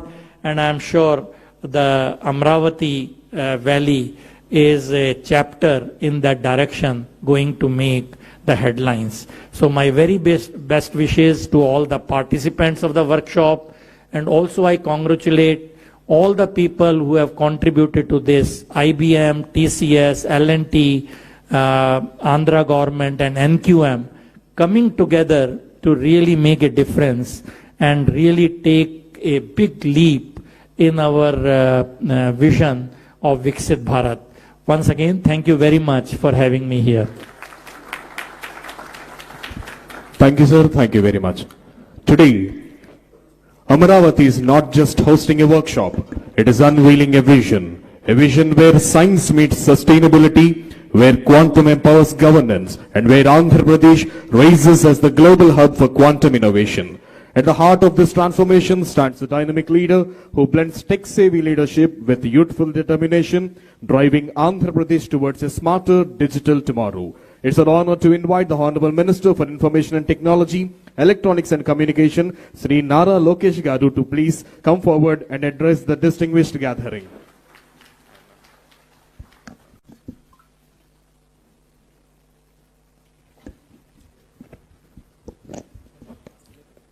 Distinguished scientists, researchers, visionary technologists, academic pioneers, industry leaders, respected colleagues in the public service, and my dear friends.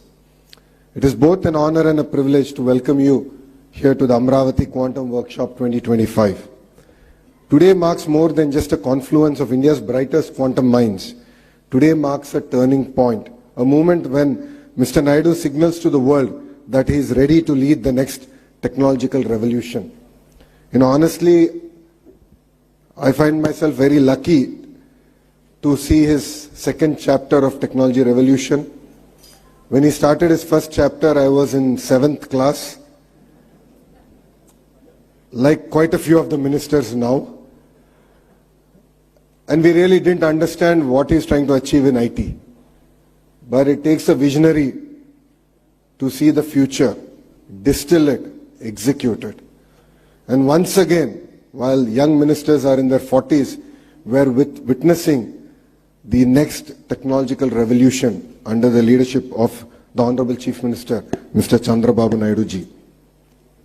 We are here to ignite a bold vision to transform Amaravati into South Asia's first quantum valley, a thriving ecosystem where ideas become innovations and innovations become industries.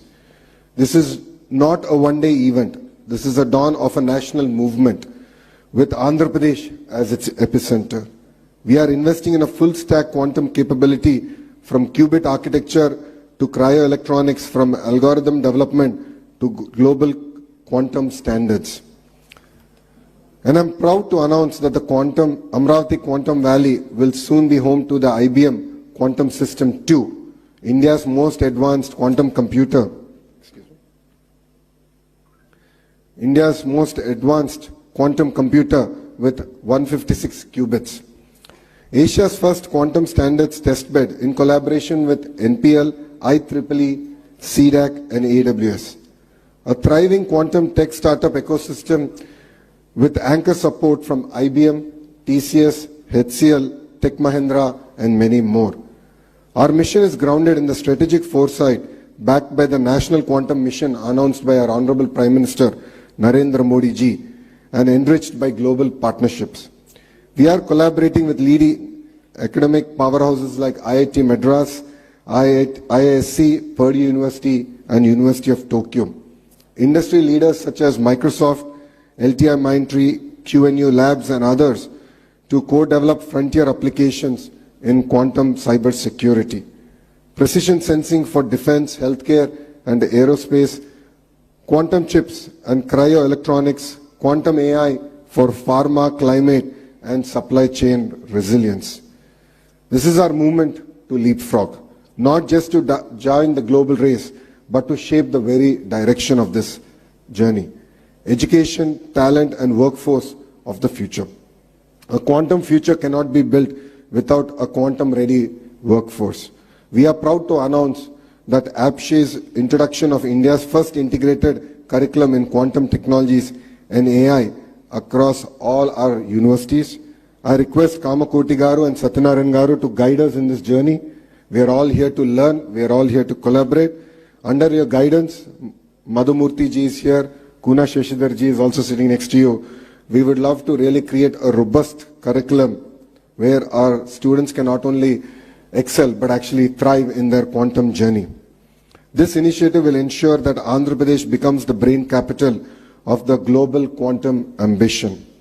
In the next few years, the Amaravati Quantum Valley is projected to create over 1 lakh high-skilled jobs, incubate close to 50 plus unicorns, nurture next-generation PhDs, fellowships, and internships focused exclusively on quantum science and engineering. We are not just building technology, we are building human capital that can shape the future of technology. Under the visionary leadership of Mr. Naidu, Andhra Pradesh is not just dreaming big, we are building smart and fast. We are developing a dedicated quantum research zone within Amaravati Knowledge City, single window clearances for quantum startups, labs and foreign R&D centers, plug-and-play research infrastructure with L&T, IBM and DRDO as anchor partners. And when vision meets velocity, innovation thrives. Honestly, all of us here are in this workshop to learn about quantum technologies. When the leaders, the industry leaders were presenting, it felt like I was back in college, my good old days in Carnegie Mellon. I think there's a lot to learn. In the last 2 decades, the entire sector has gone through a lot of transformation, but we as Andhra Pradesh would like to lead this from the front. To the scientific community, we stand by you. To innovators and startups, we offer a launchpad here in Andhra Pradesh. To global leaders and investors, please come partner with us to create our journey and power the quantum breakthroughs. Let Amaravati become to Quantum Valley what Silicon Valley became to software, a global symbol of innovation, excellence and aspiration. To be very honest, when the Honorable Chief Minister spoke about this initiative, 99% of the people in the room didn't understand what he was talking. We were all perplexed, puzzled. I'm a Carnegie Mellon undergrad. I worked at the World Bank for 2 years. I'm a Stanford MBA. Even I was quite perplexed and puzzled. So all of us went to ChatGPT and started a research, like all of us do here. You know, it's very rare we come across visionary leadership. India is lucky to see the next version of Mr. Naidu, and we're really witnessing history here. When history is created, we really don't understand its impact and the transformation it will have on all of us. And I think we are very fortunate to have a leader like Mr. Naidu to lead from the front. And as the entire leadership in the cabinet, the bureaucracy, we are here to support his vision and make this a reality and to bring Amaravati on the map of quantum computing. So let Amaravati let us together script India's next technological chapter, quantum by design and quantum by resolve. I'd like to thank every one of you for giving me this wonderful opportunity, and I'd like to thank the Honorable Chief Minister for making me part of his journey of creating history. Honestly, I don't know who the IT Minister was in '95. I should check back and jog my memory. But honestly, being an IT Minister in his cabinet this time around, I think the kind of energy, excitement that he's been able to create. And I'd like to thank the entire national leadership here for their support in this journey. Thank you very much, and Jai Hind. Thank you, sir. Thank you so much for your wonderful words. Actually, some of us were not even born at the time of his vision started. Thank you, sir. Thank you very much. Sir, we have a video bite from Honorable Minister of State, Ministry of Science and Technology, Government of India, Dr. Jitendra Singh. I request the technical team to please present the ABI. Ladies and gentlemen, at the outset, I wish to extend my heartfelt gratitude to the Honorable Chief Minister, Shri Chandrababu Naidu Garuji, and the Government of Andhra Pradesh for the groundbreaking initiative to establish a quantum valley in Amaravati.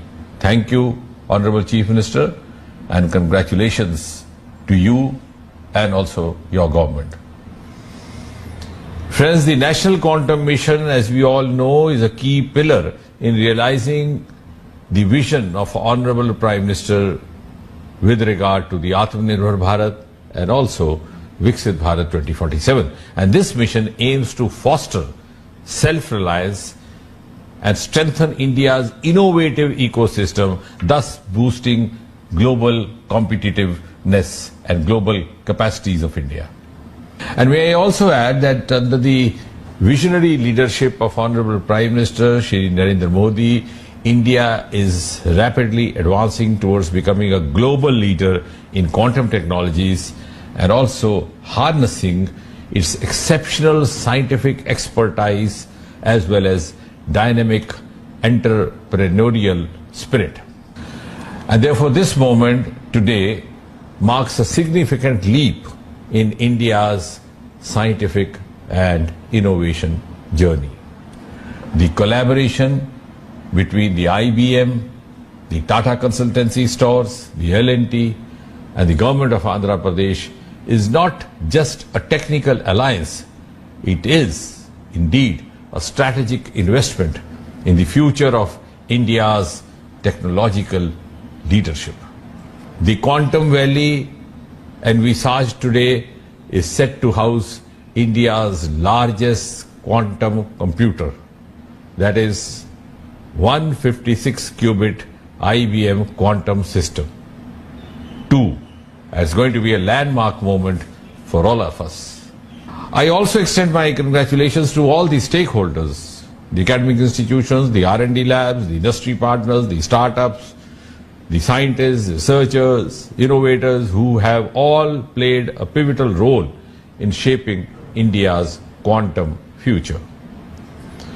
And therefore, ladies and gentlemen, the Quantum Valley initiative closely aligns with the National Quantum Mission of Government of India, reflecting India's bold ambition to emerge as a global leader in quantum technologies.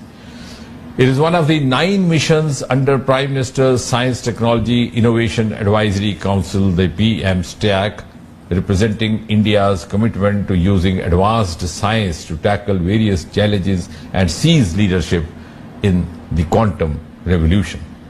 And I'm glad to share that the Department of Science and Technology, DST, under the Ministry of Science and Technology, Government of India, is in the process of implementing the National Quantum Mission with a clear governance framework and measurable milestones. The National Quantum centers around 4 key thematic hubs, that is the T hubs. A, quantum computing in Indian Institute of Sciences, Bengaluru. B, quantum communication at IIT Madras and CDOT. C, quantum sensing and metrology at IIT Bombay.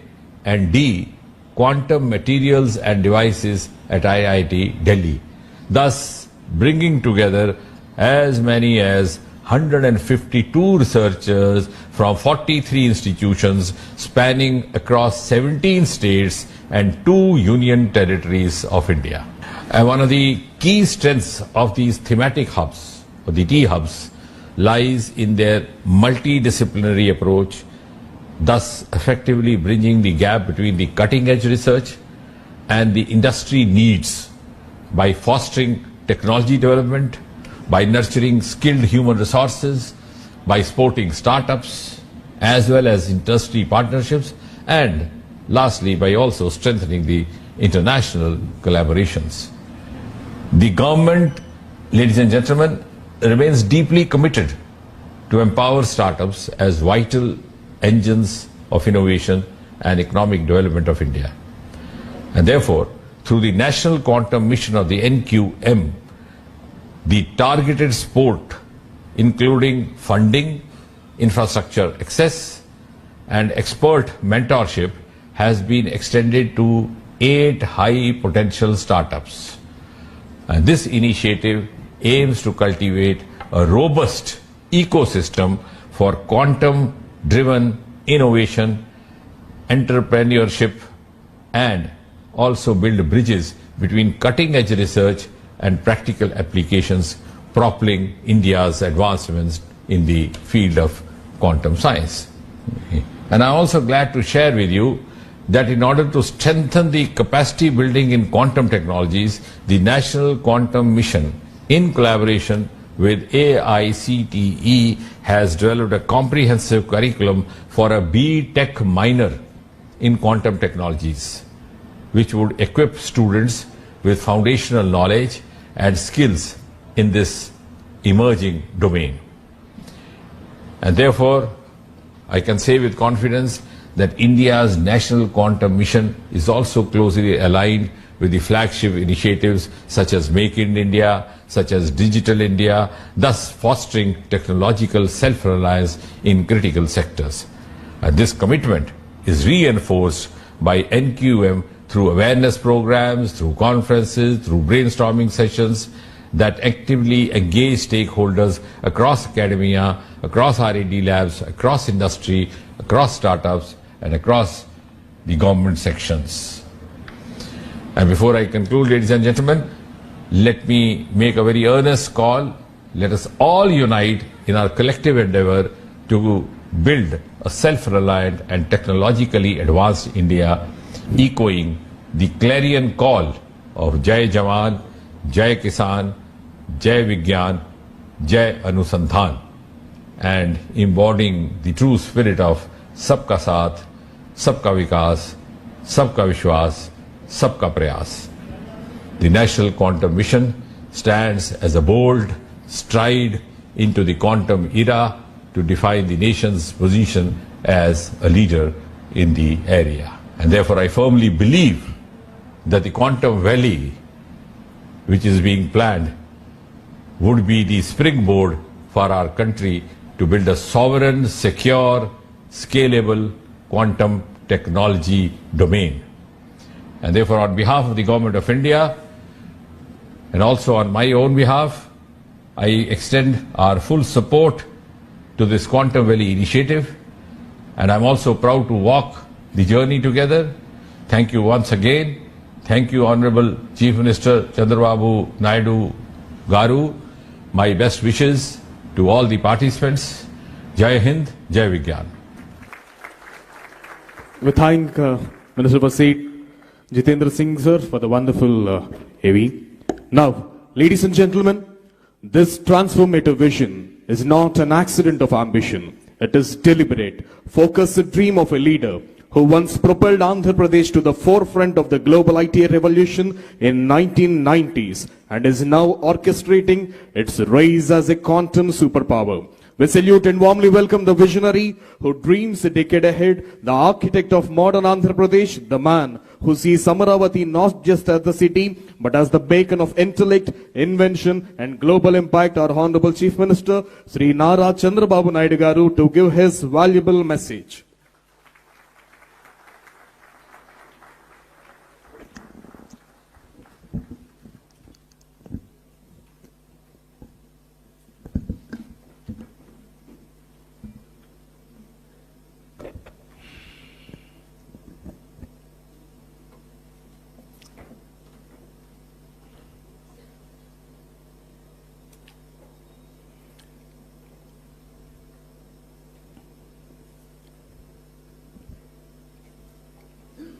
Honorable Minister of State, Minister of Science and Technology, Government of India. Just now he appeared on video conference, Dr. Jitendra Singh Ji. Honorable Minister for IT, Electronics, RTG and Human Resource Development, Nara Lokesh Garu. Honorable Principal Scientist, Honorable Principal Scientific Advisor to Government of India, Sri Professor Abhay Kumar Sood Garu. Honorable Secretary, Department of Science and Technology, DST, Government of India, Professor Abhay Karandekar Garu. Respected Vijayananda Garu, Her Excellency Jennifer Larson Garu, K.N. Satyanarayana Garu, Professor Kamakoti Garu, Madhumurthy Garu, Satish Garu, Rajan Garu, Sandeep Patil Garu, our Secretary, respected Bhaskar Garu, and friends. Originally, we thought to promote quantum computing. Then I thought to invite some of important people who will do this job. By that time, Government of India has announced quantum mission. Here is a man, Mr. Kamakoti. Once any idea will come on his mind, he won't leave. Continuously he is pursuing things. Then he came to me. Sir, it is a important momentum for all of us. We have to push quantum computing. How to do it, we have to work it out. Then immediately I contacted Government of India, Secretary Abhayji, and then Minister. They also agreed in principle. Then how to move further, I had a discussion with some of our major players. One Mr. Venkat from IBM. He is also very responsible at that time. Immediately responded, yes sir, we are in full swing. But ultimately, Government of India has to accept, and also other players has to come forward. Then we created an ecosystem, TCS, IBM, and L&T. All three people made it a reality. I really appreciate these three players who joined together, and Government of India and Government of Andhra Pradesh are fully supporting them. Friends, you are all aware. So many aspirations and ambitions our people have expressed today. I am remembering my olden days, that is late 90s. At that time, Bill Gates innovated internet. Because of that innovation, world has become a global village. That was the beginning.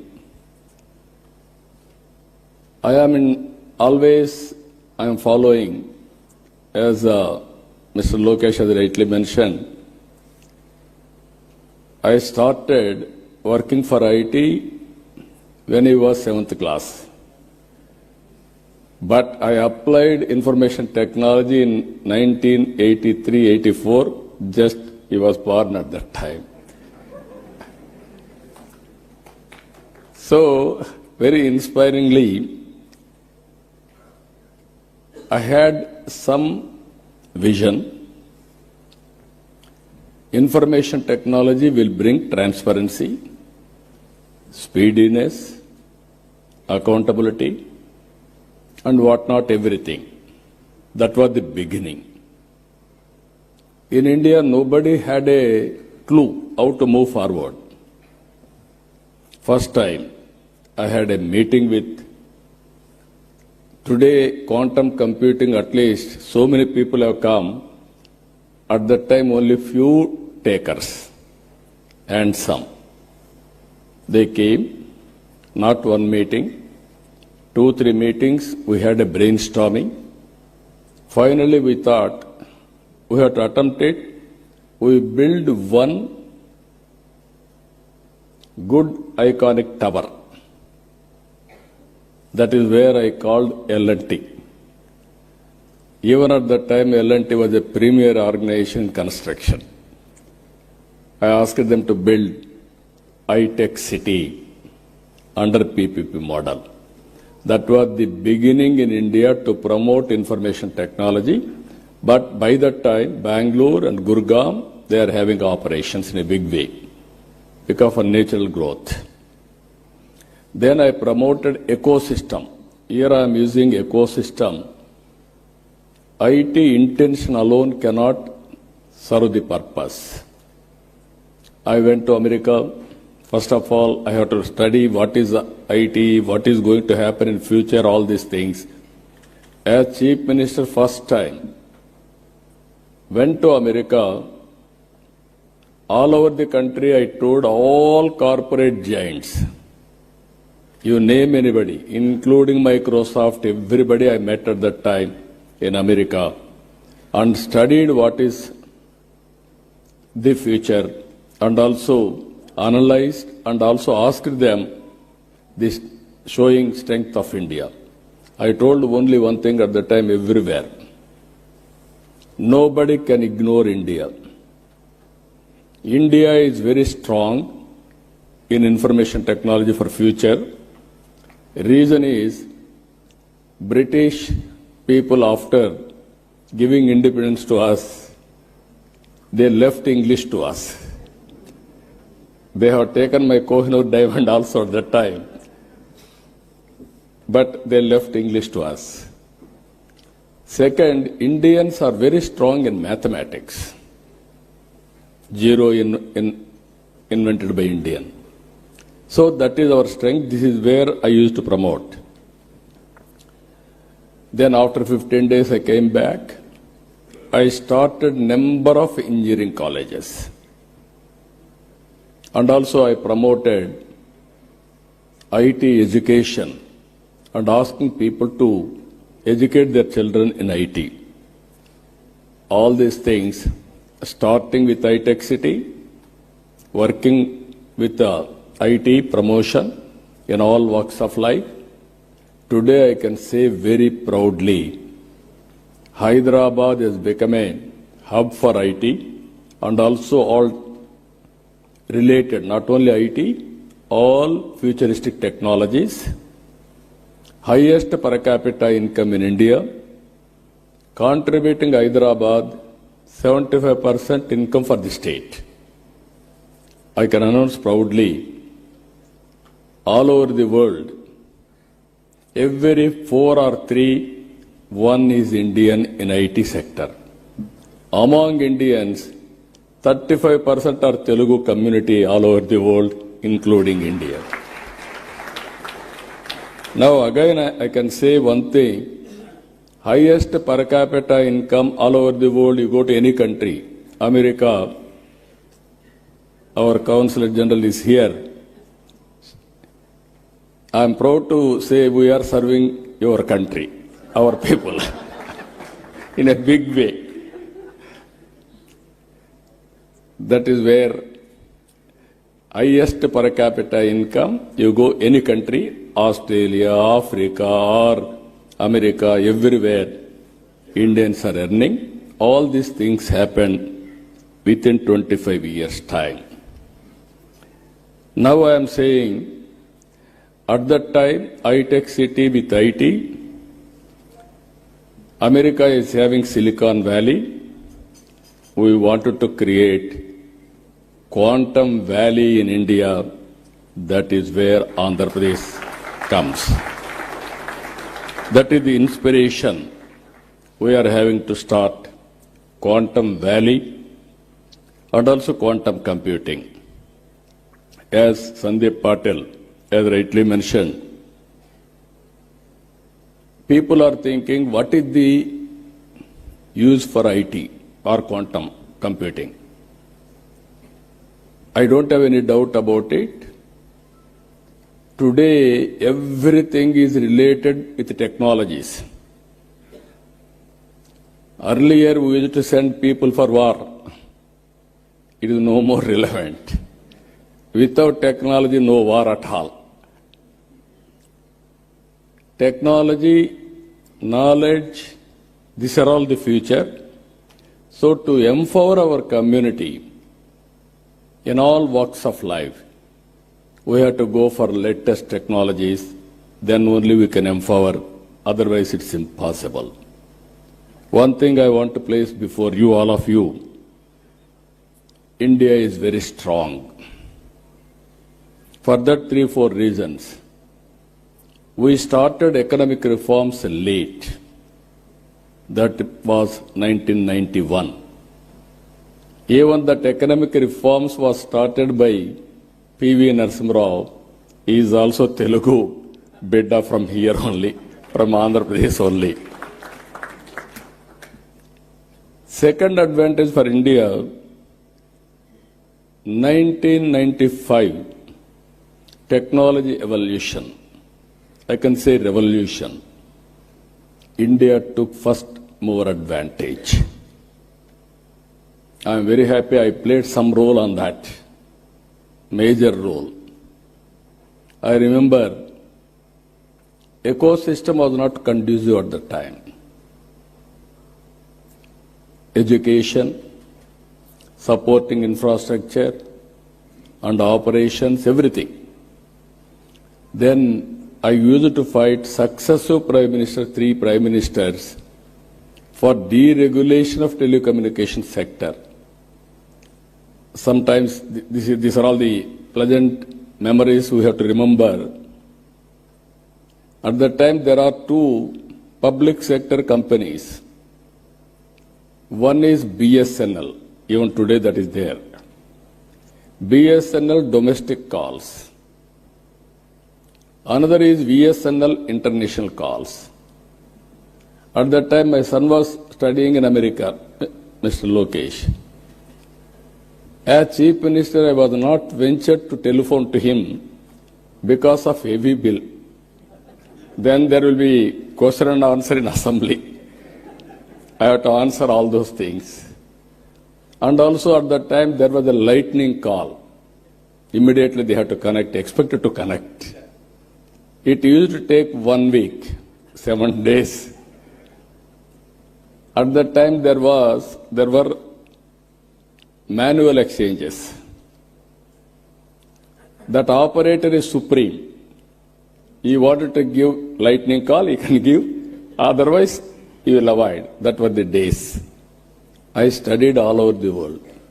Countries are moving very fast, contributing cell phones, everything. Then I used to talk all these things. Then when I spoke about cell phone, everybody heckled me, political opposition. Cell phone can give food or shelter or water, what you are talking, why you are doing all these things, who wants this, like that. Today, after 25 years, wife can live without husband. Husband can live without wife. Both cannot live without cell phone.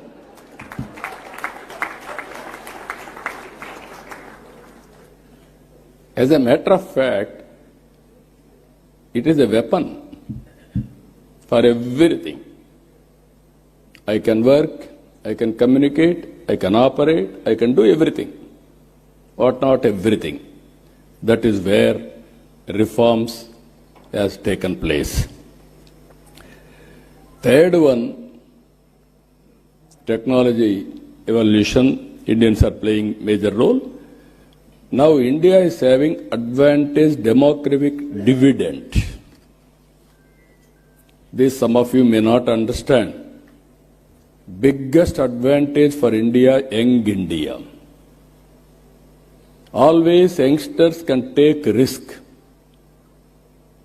While all other countries are facing aging problem, this demographic dividend advantage will be there up to 2047. Now I can say proudly, India's population is 146 crore population. China's population is 130 crore now. India will increase up to 170, 165. China population will be 100 crores. It is decreasing now. So, Indians can service the Indian community 80%. 20% can service global community now. Both corporate and public governance. That is the power of India. That is the power of population in India by using technology. Nobody can beat India in development. So these are all 3 advantages. Now, as our friends has rightly mentioned, Now we are all working here. Quantum Valley with deep technologies. This is very order of the day. Earlier, only IT and applications. Now, as on today, AI has become a reality. Deep technologies are becoming a reality. And also, one example I can give you what my plans. Andhra Pradesh is having some advantages. One is Sriharikota satellite launching pad for India. I wanted now Honorable Prime Minister and also Government of India has allowed private investment in space technology. We wanted to create space technology, space city, aerospace, defense and civilian, huge demand in India. We want to go for aerospace and also electronics. Earlier, India was importing. Today, we are exporting. There is huge demand globally, even for electronics production. And also drones.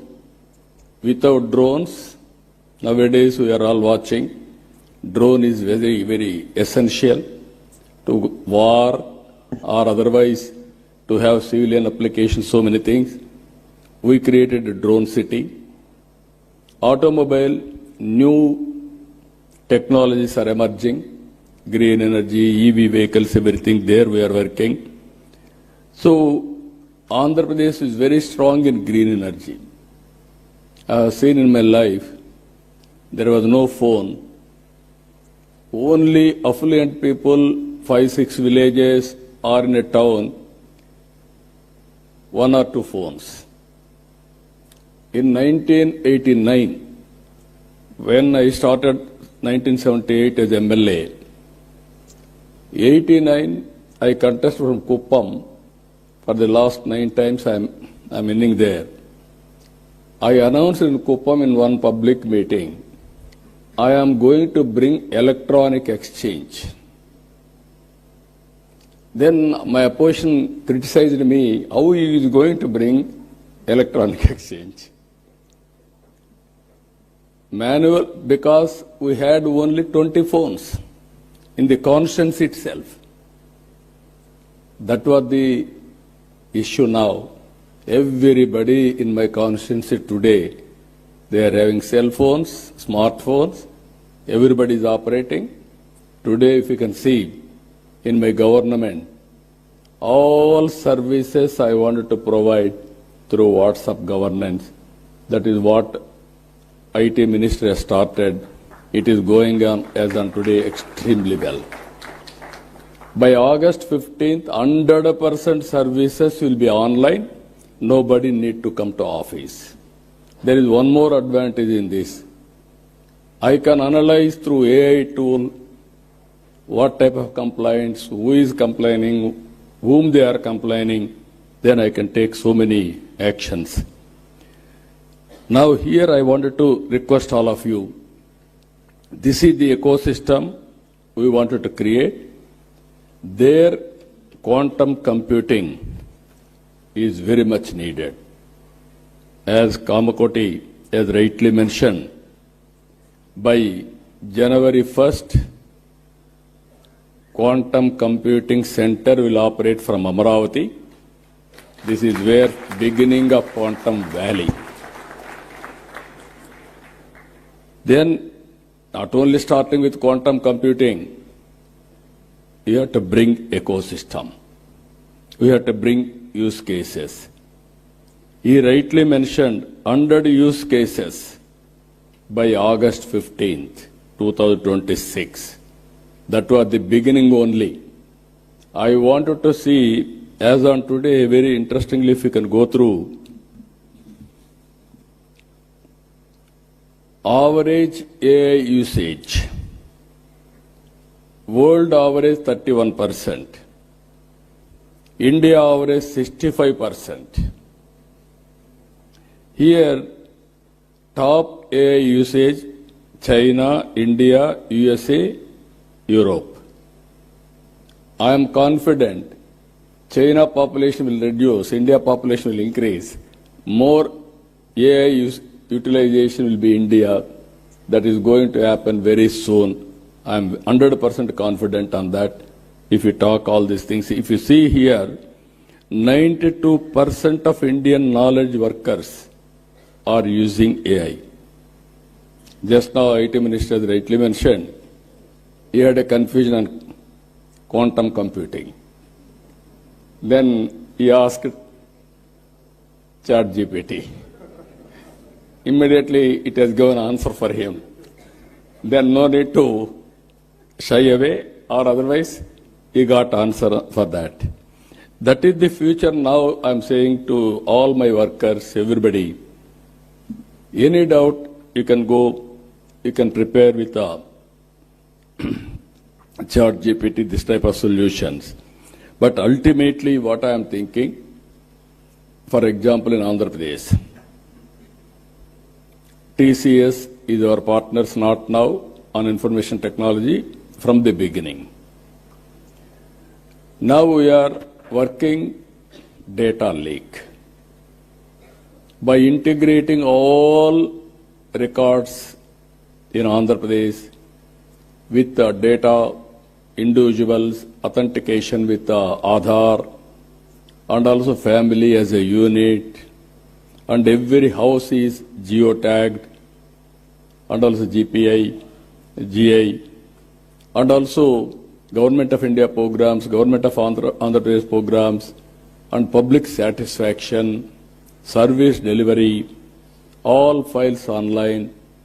Now we are going, historical data is available, we are computerizing, we are putting on cloud or data centers, and at the same time, tools are available, AI, now we are talking quantum AI, AI for quantum computing, and also real-time data is available now through satellite, drones, CCTV cameras, IoT, wearables, sensors.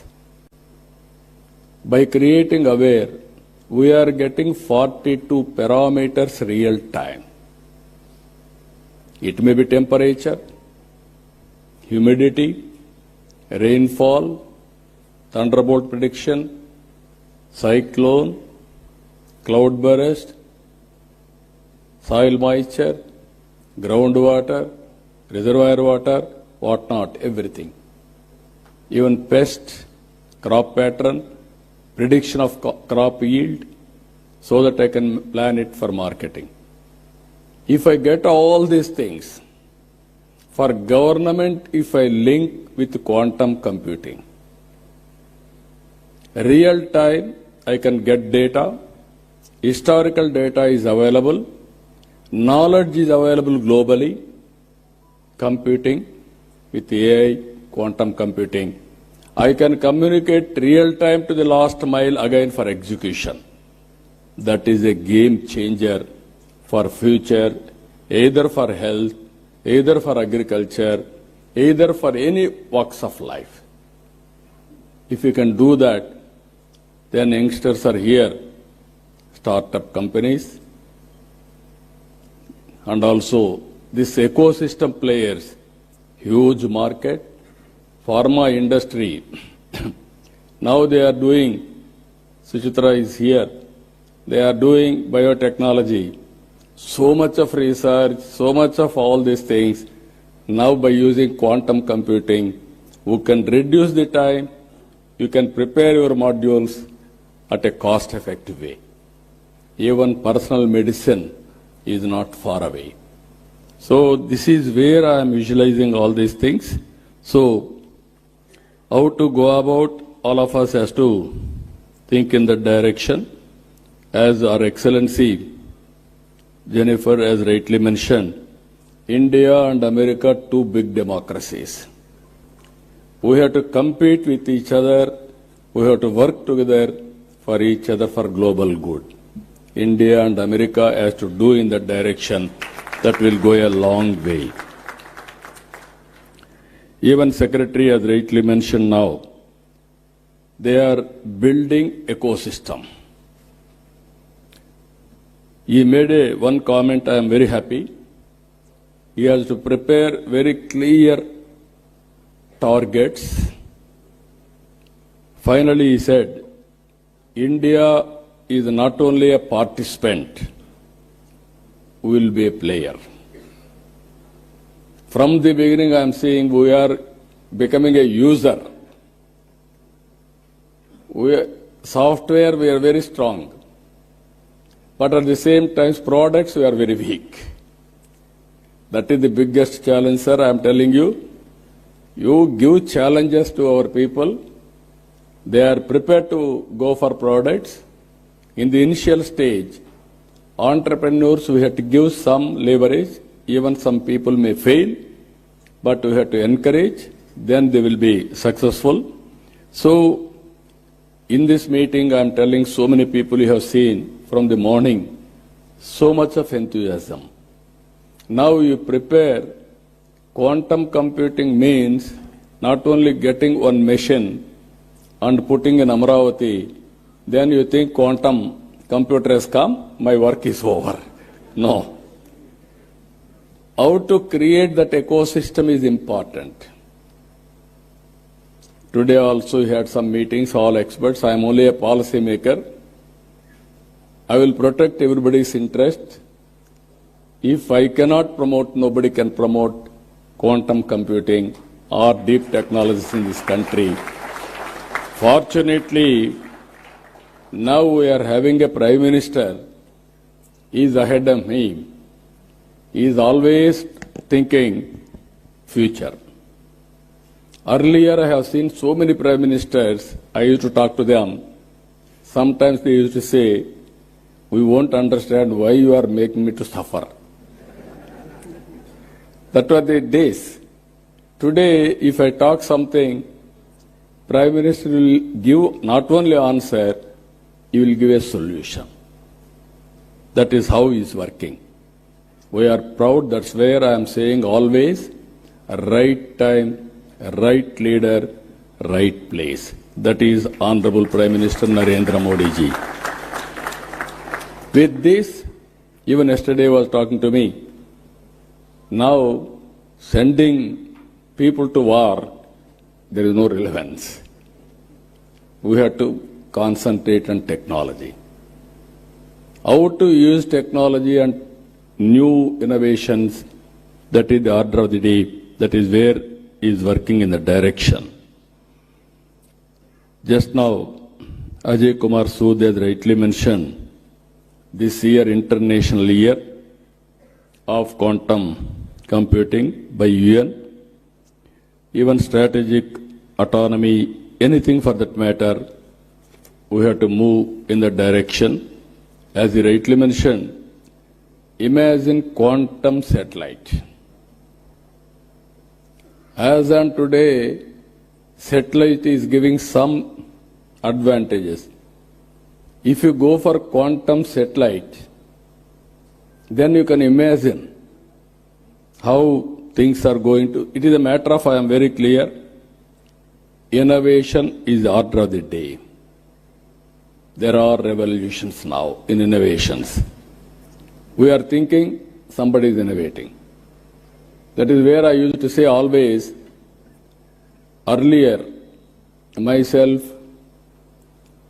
I had one Mr. Raja Reddy, who was a professor in computer science in Carnegie Mellon University. We used to discuss how to take computerization to the common man. Then we created for graduates post-graduation in computer science. We believed at that time everybody should have computerization knowledge. Then only application of his knowledge will be very easy. Common man, how to take it up. We used to discuss about at the time with so many innovative ideas. All those things are becoming reality.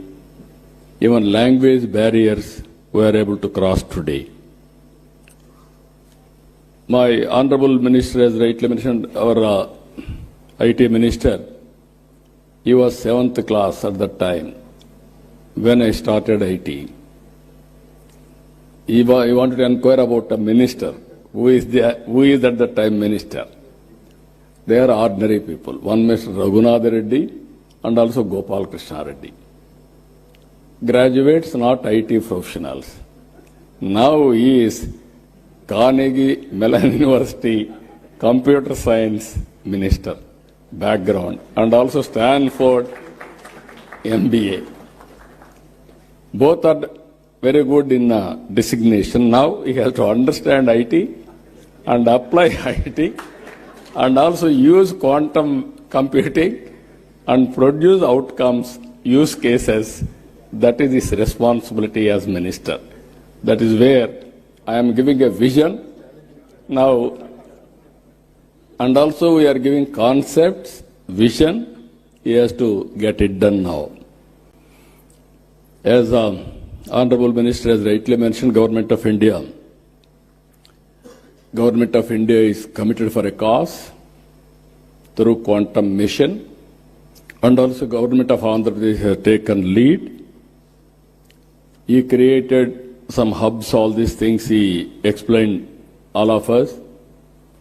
Funds, resources is not the constraint. When there is a will, everything will fall in line.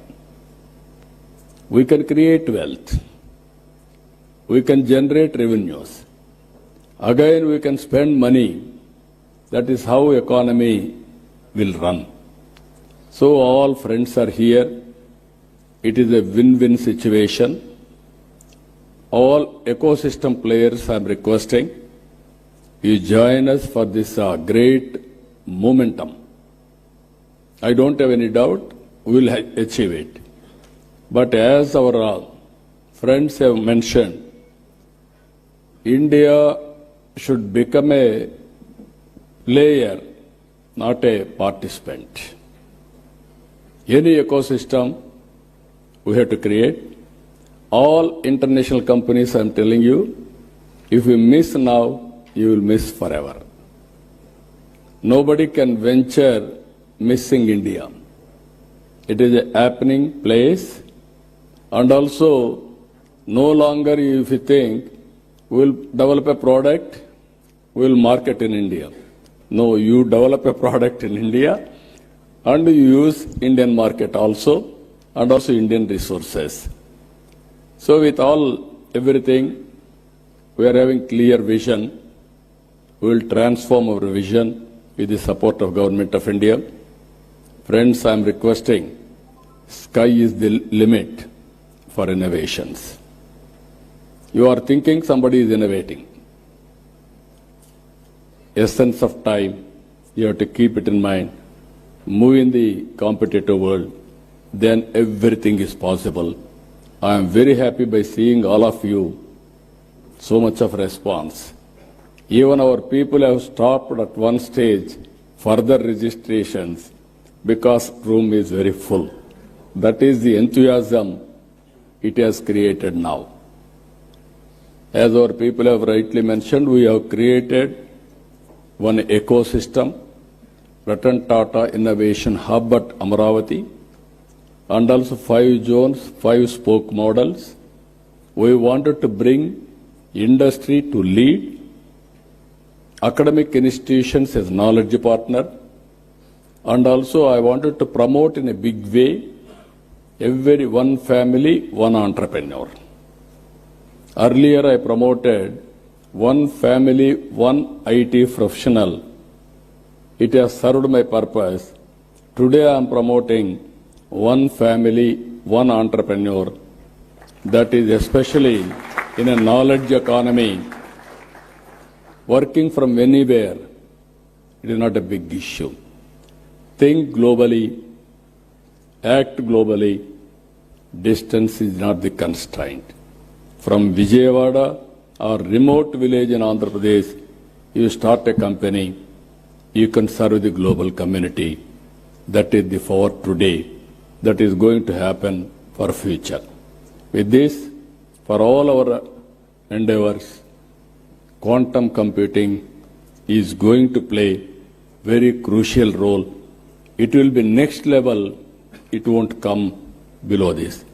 With this excellent meeting, always I am saying I am a student, learning from others, and through public policies I wanted to implement for the empowerment of people.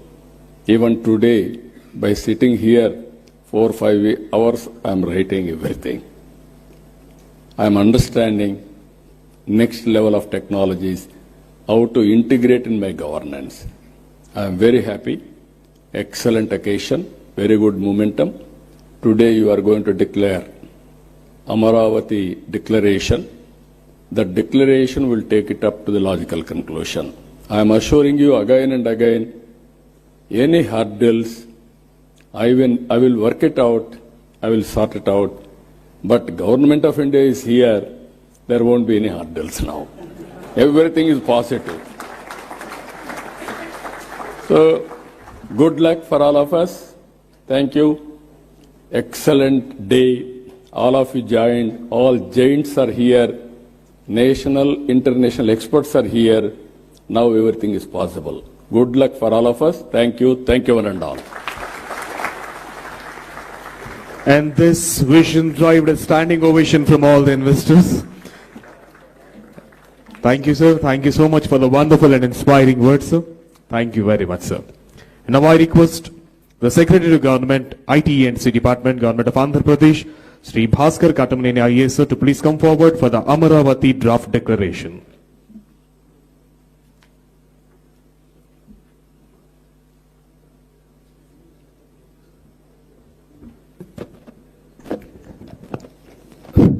Honorable CM Sir, Honorable Minister for IT, Sri Lokesh Garu,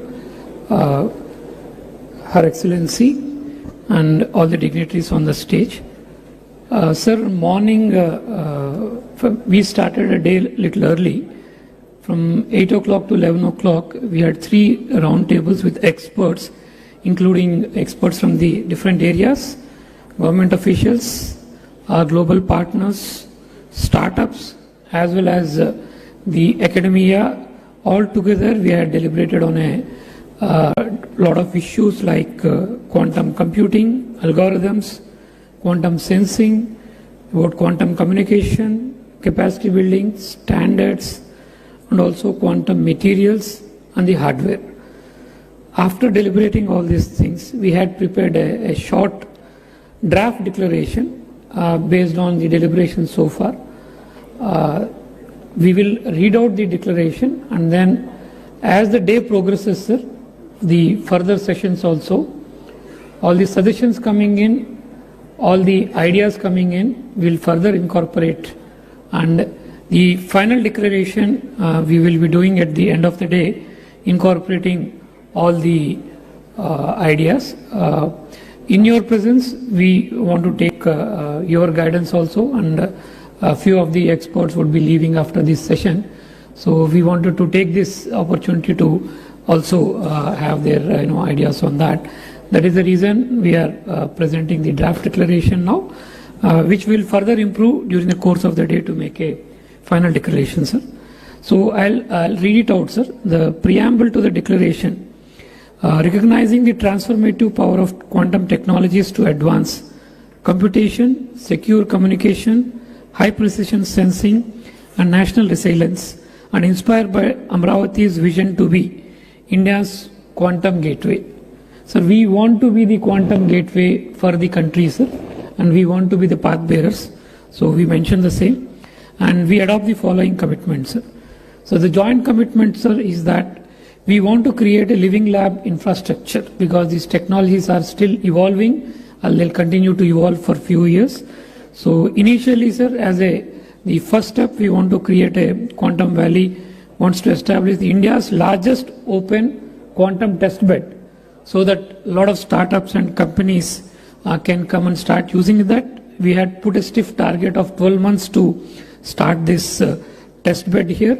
And this initiative will integrate quantum computers, QQD fiber links, deployable sensor platforms to enable the pilots across sectors like all sectors. We just mentioned few, but across the entire spectrum of industry like health tech, agri-tech, BFSI, logistics, defense, space.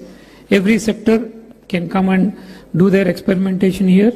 We'll provide end-to-end access to the quantum hardware, to the algorithms, to the tools and expert support, and also everything would be housed and hosted within a specialized tech park, which we will start in partnership with industry and academia, aimed at accelerating domestic R&D and capacity building.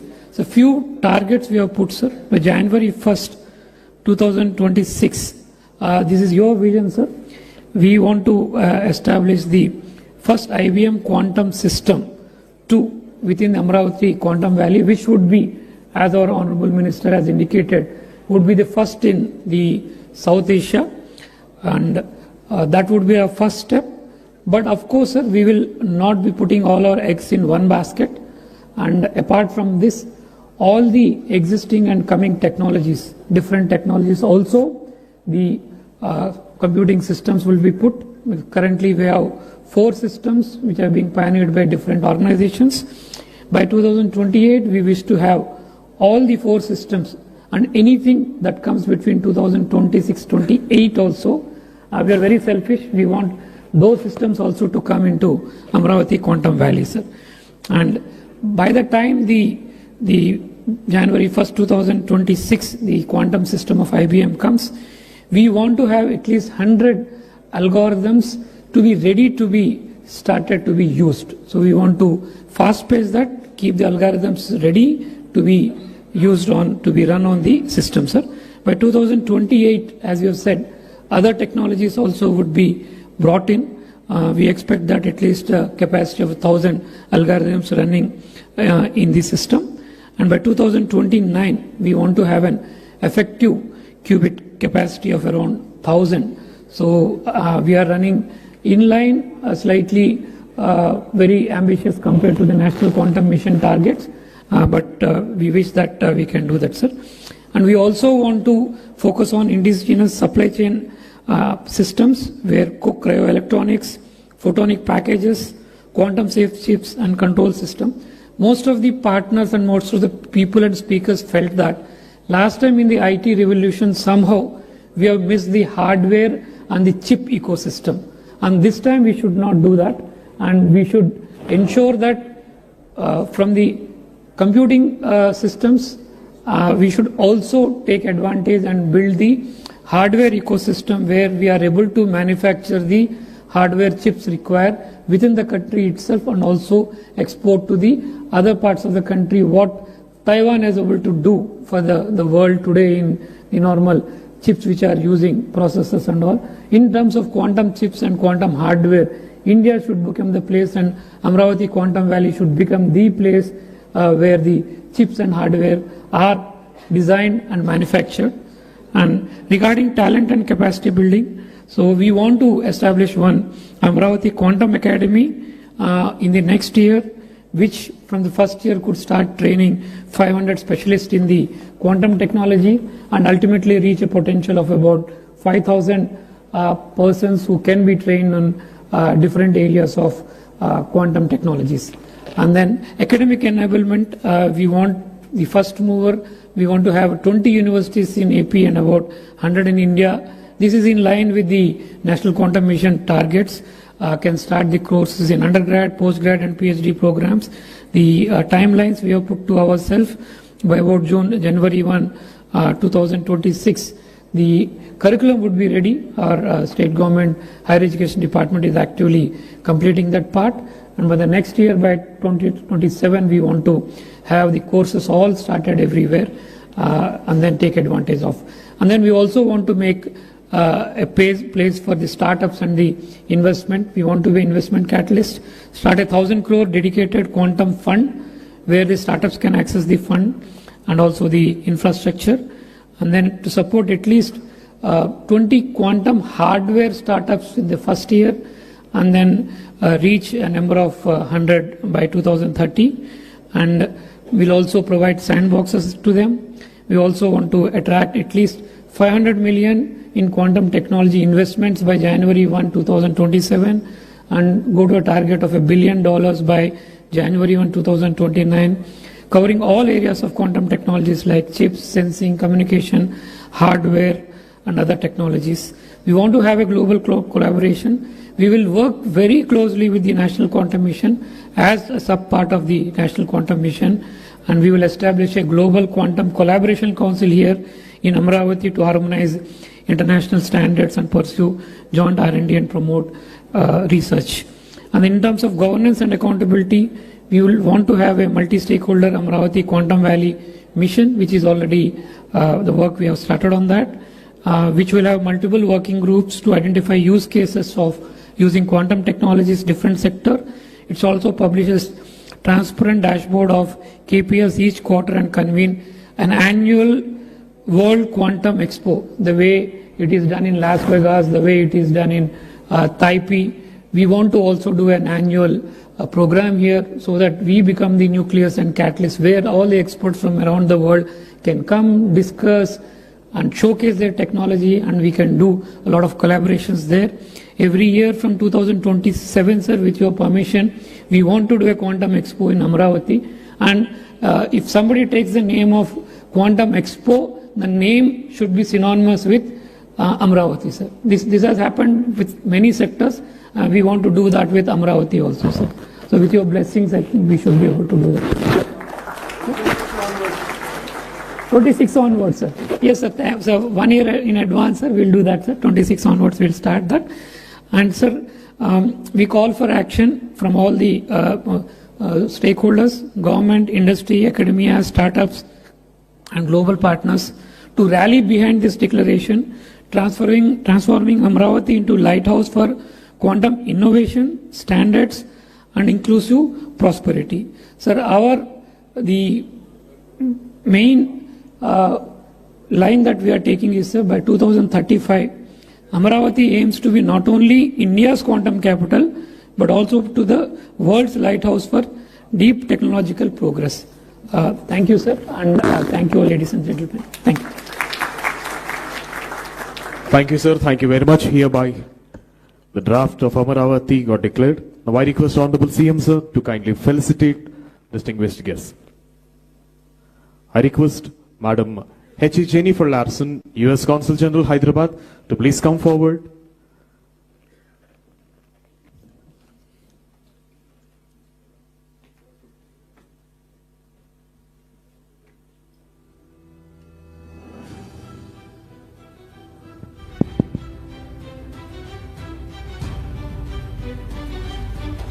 H. Jennifer Larson, U.S. Consul General, Hyderabad.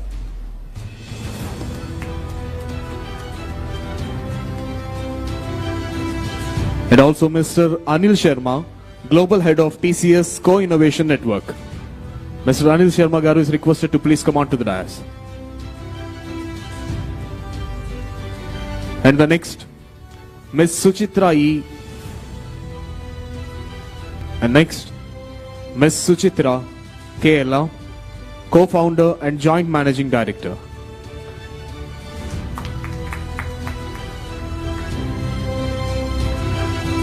Next comes Mr. Rajiv Kumar, Managing Director, Microsoft India Development Center.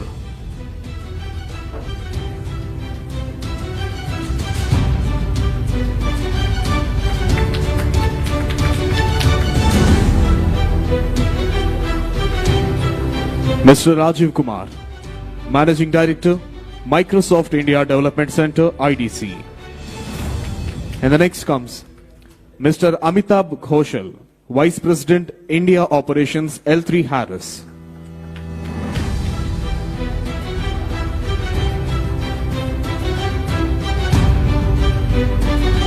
Mr. Amitabh Ghoshal, Vice President, India Operations, L3 Harris. And the next, Mr. Sridhar Sindhu, Corporate Vice President, Blocking and Tackling, AT&T. Mr. Sridhar Sindhu, Corporate Vice President, Blocking and Tackling, AT&T. And the next, Mr. Nilesh Binwali, GM MD VP Engineering Pattern India.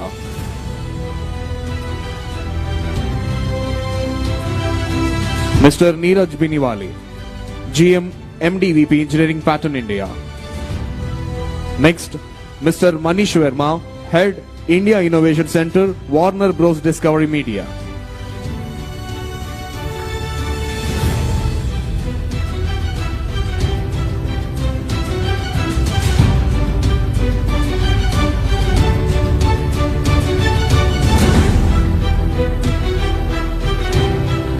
Mr. Manish Verma, Head India Innovation Center, Warner Bros. Discovery Media. Next, Mr. Phani Mitra, Global Chief Digital and Information Officer, Dr. Reddy's. Next, Mr. Amit Singhi, Director, IBM Research India and CTO, IBM India and South Asia.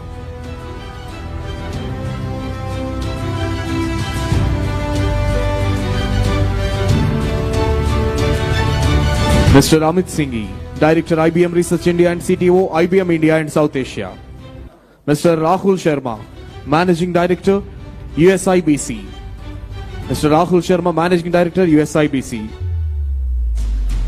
And next, Air Marshal DC Kumaria, formerly Vice Chief of Indian Air Force, Military Advisor to BAE Systems India. We invite Air Marshal DC Kumaria, retired.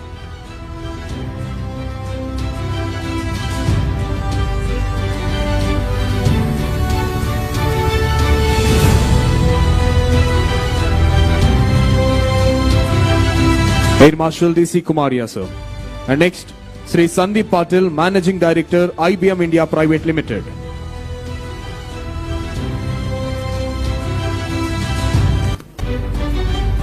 Sri Sandeep Patil, Managing Director, IBM India Private Limited.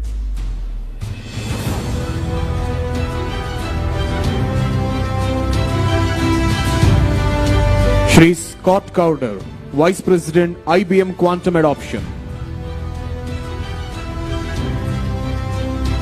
Sri Scott Crowder, Vice President, IBM Quantum Adoption.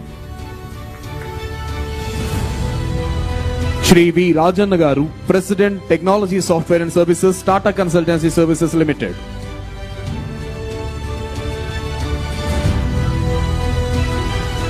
Sri V. Rajanna Garu, President, Technology Software and Services, Tata Consultancy Services. Sri M. V. Manish, Sri M. V. Satish Garu, former whole-time Director and current Executive Committee Member and Advisor to CMD, Larsen & Toubro. Shri M.V. Satish Garu.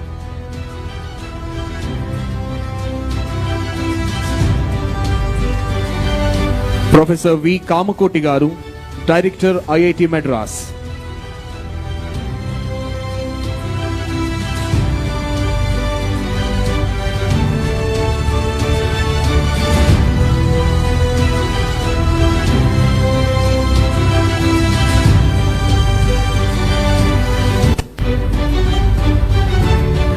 Professor V. Kamakoti Garu, Director, IIT Madras.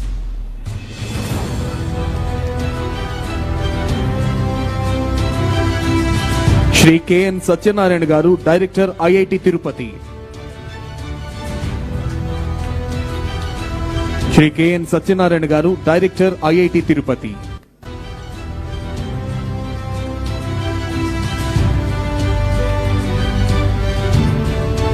Professor Abhay Karandikar Garu, Secretary, Department of Science and Technology, DST, Government of India.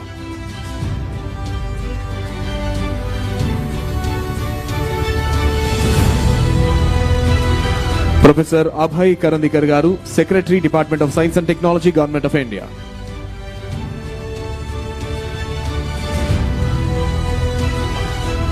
Professor Ajay Kumar Sood Garu, Principal Scientific Advisor to Government of India.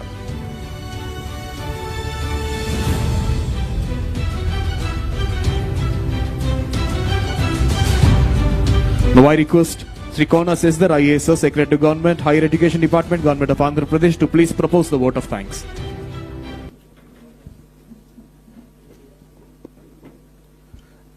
Good morning, everybody.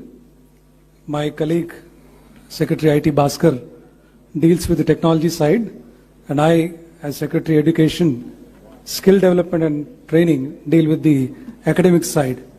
As you know, it takes two hands for a clap. I assure you, sir, that we will work very closely along with industry to realize your vision. As we conclude this inspiring inaugural session of the Amaravati Quantum Workshop 2025, it is my privilege to deliver the word of thanks on behalf of the Government of Andhra Pradesh. First and foremost, I extend our deepest gratitude to our Honorable Chief Minister of Andhra Pradesh, Sri Nara Chandrababu Naidu Garu, for his visionary leadership and unwavering commitment to transforming Amaravati into a global capital for quantum technologies. Sir, your presence and your words today have not only energized us, but have also reaffirmed a collective mission to build the Andhra Pradesh Quantum Valley as a beacon of innovation for India and the world. I also wish to thank Honorable Minister of State, Ministry of Science and Technology, Government of India, Dr. Jitendra Singh, for his message and words of wisdom. A heartfelt thanks to our Honorable Minister of HRD, IT Electronics and RTGS, Government of Andhra Pradesh, Sri Nara Lokesh Garu, for his inspiring keynote address, his relentless and futuristic vision for the state to lead in technology and education. I am proud to share that as we herald into this new era of quantum computing in the state's education ecosystem from our schools to colleges is undergoing a transformation as a part of learning excellence in Andhra Pradesh, that is LEAP program. Here we have a very important role to play, and our state universities, as my colleague Professor Madhumurthy Garu has said, the state universities are gearing up for this revolution. This proactive approach by our universities is fundamental to achieving our vision of a vibrant quantum ecosystem in Amaravati. My heartfelt thanks to Her Excellency Jennifer Larson, Consul General Hyderabad, United States of America, for emphasizing the Indo-US collaboration vital for advancing quantum research and development. We are also deeply indebted to Professor Ajay Kumar Sood, Principal Scientific Advisor to Government of India, Professor Abhay Karandikar, Secretary, Department of Science and Technology, Government of India, Shri K. Vijayanand Garu, Chief Secretary, Government of Andhra Pradesh, Shri Sandeep Patel, Managing Director, IBM, Mr. Scott Crowder, Vice President, IBM, Mr. M.V. Satish, Executive Committee Member and Advisor to CMD Larsen & Toubro, Mr. V. Rajanna, President, Technology, Software and Services and Head of Technology and Software Businesses, TCS, Professor Kamakoti, Director, IIT Madras, Professor K. N. Satyanarayana Garu, Director, IIT Tirupati, and my colleague, Professor K. Madhumurthy Garu, Chairman, APSHI, for the address and sharing Andhra Pradesh's vision and mission. To all our esteemed guests from academia, industry, and senior government officials from Government of India and Government of Andhra Pradesh, and Vice Chancellors from all our universities, thank you very much for your active participation. My special appreciation to my colleague Bhaskar, IT Secretary, for bringing out the Amaravati Draft Declaration. At this moment, I am reminded of Dr. APJ Abdul Kalam's inspiring words. Dream is not that which you see while sleeping. It is something that does not let you sleep. Today, we have collectively shared a dream, envisioned by our Honorable Chief Minister, a dream of transforming Amaravati into a vibrant, globally recognized quantum hub. Together, let us translate this vision into a reality. Thank you very much once again, and I look forward to seeing you all in the post-lunch session. Thank you very much. The post-lunch session will start at 2:30. So I think some of you got messages saying that 1:45, but it's because we are a little late. It will be 1 hour from now, so 2:30. So thank you. Thank you, sir. Thank you very much. Now I request Honorable CM, sir, and other dignitaries on the dais to please proceed for a group photo at the IBM prototype computer.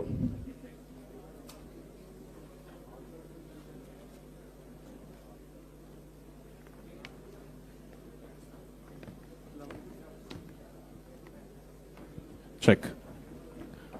The IBM Quantum System 2.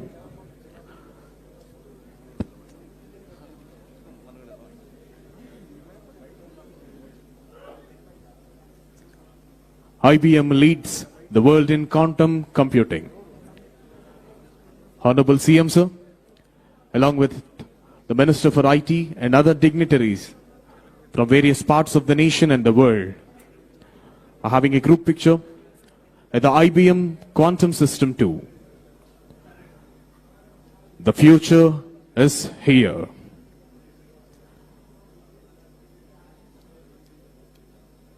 Just at the very coolest temperature, 15 millikelvin.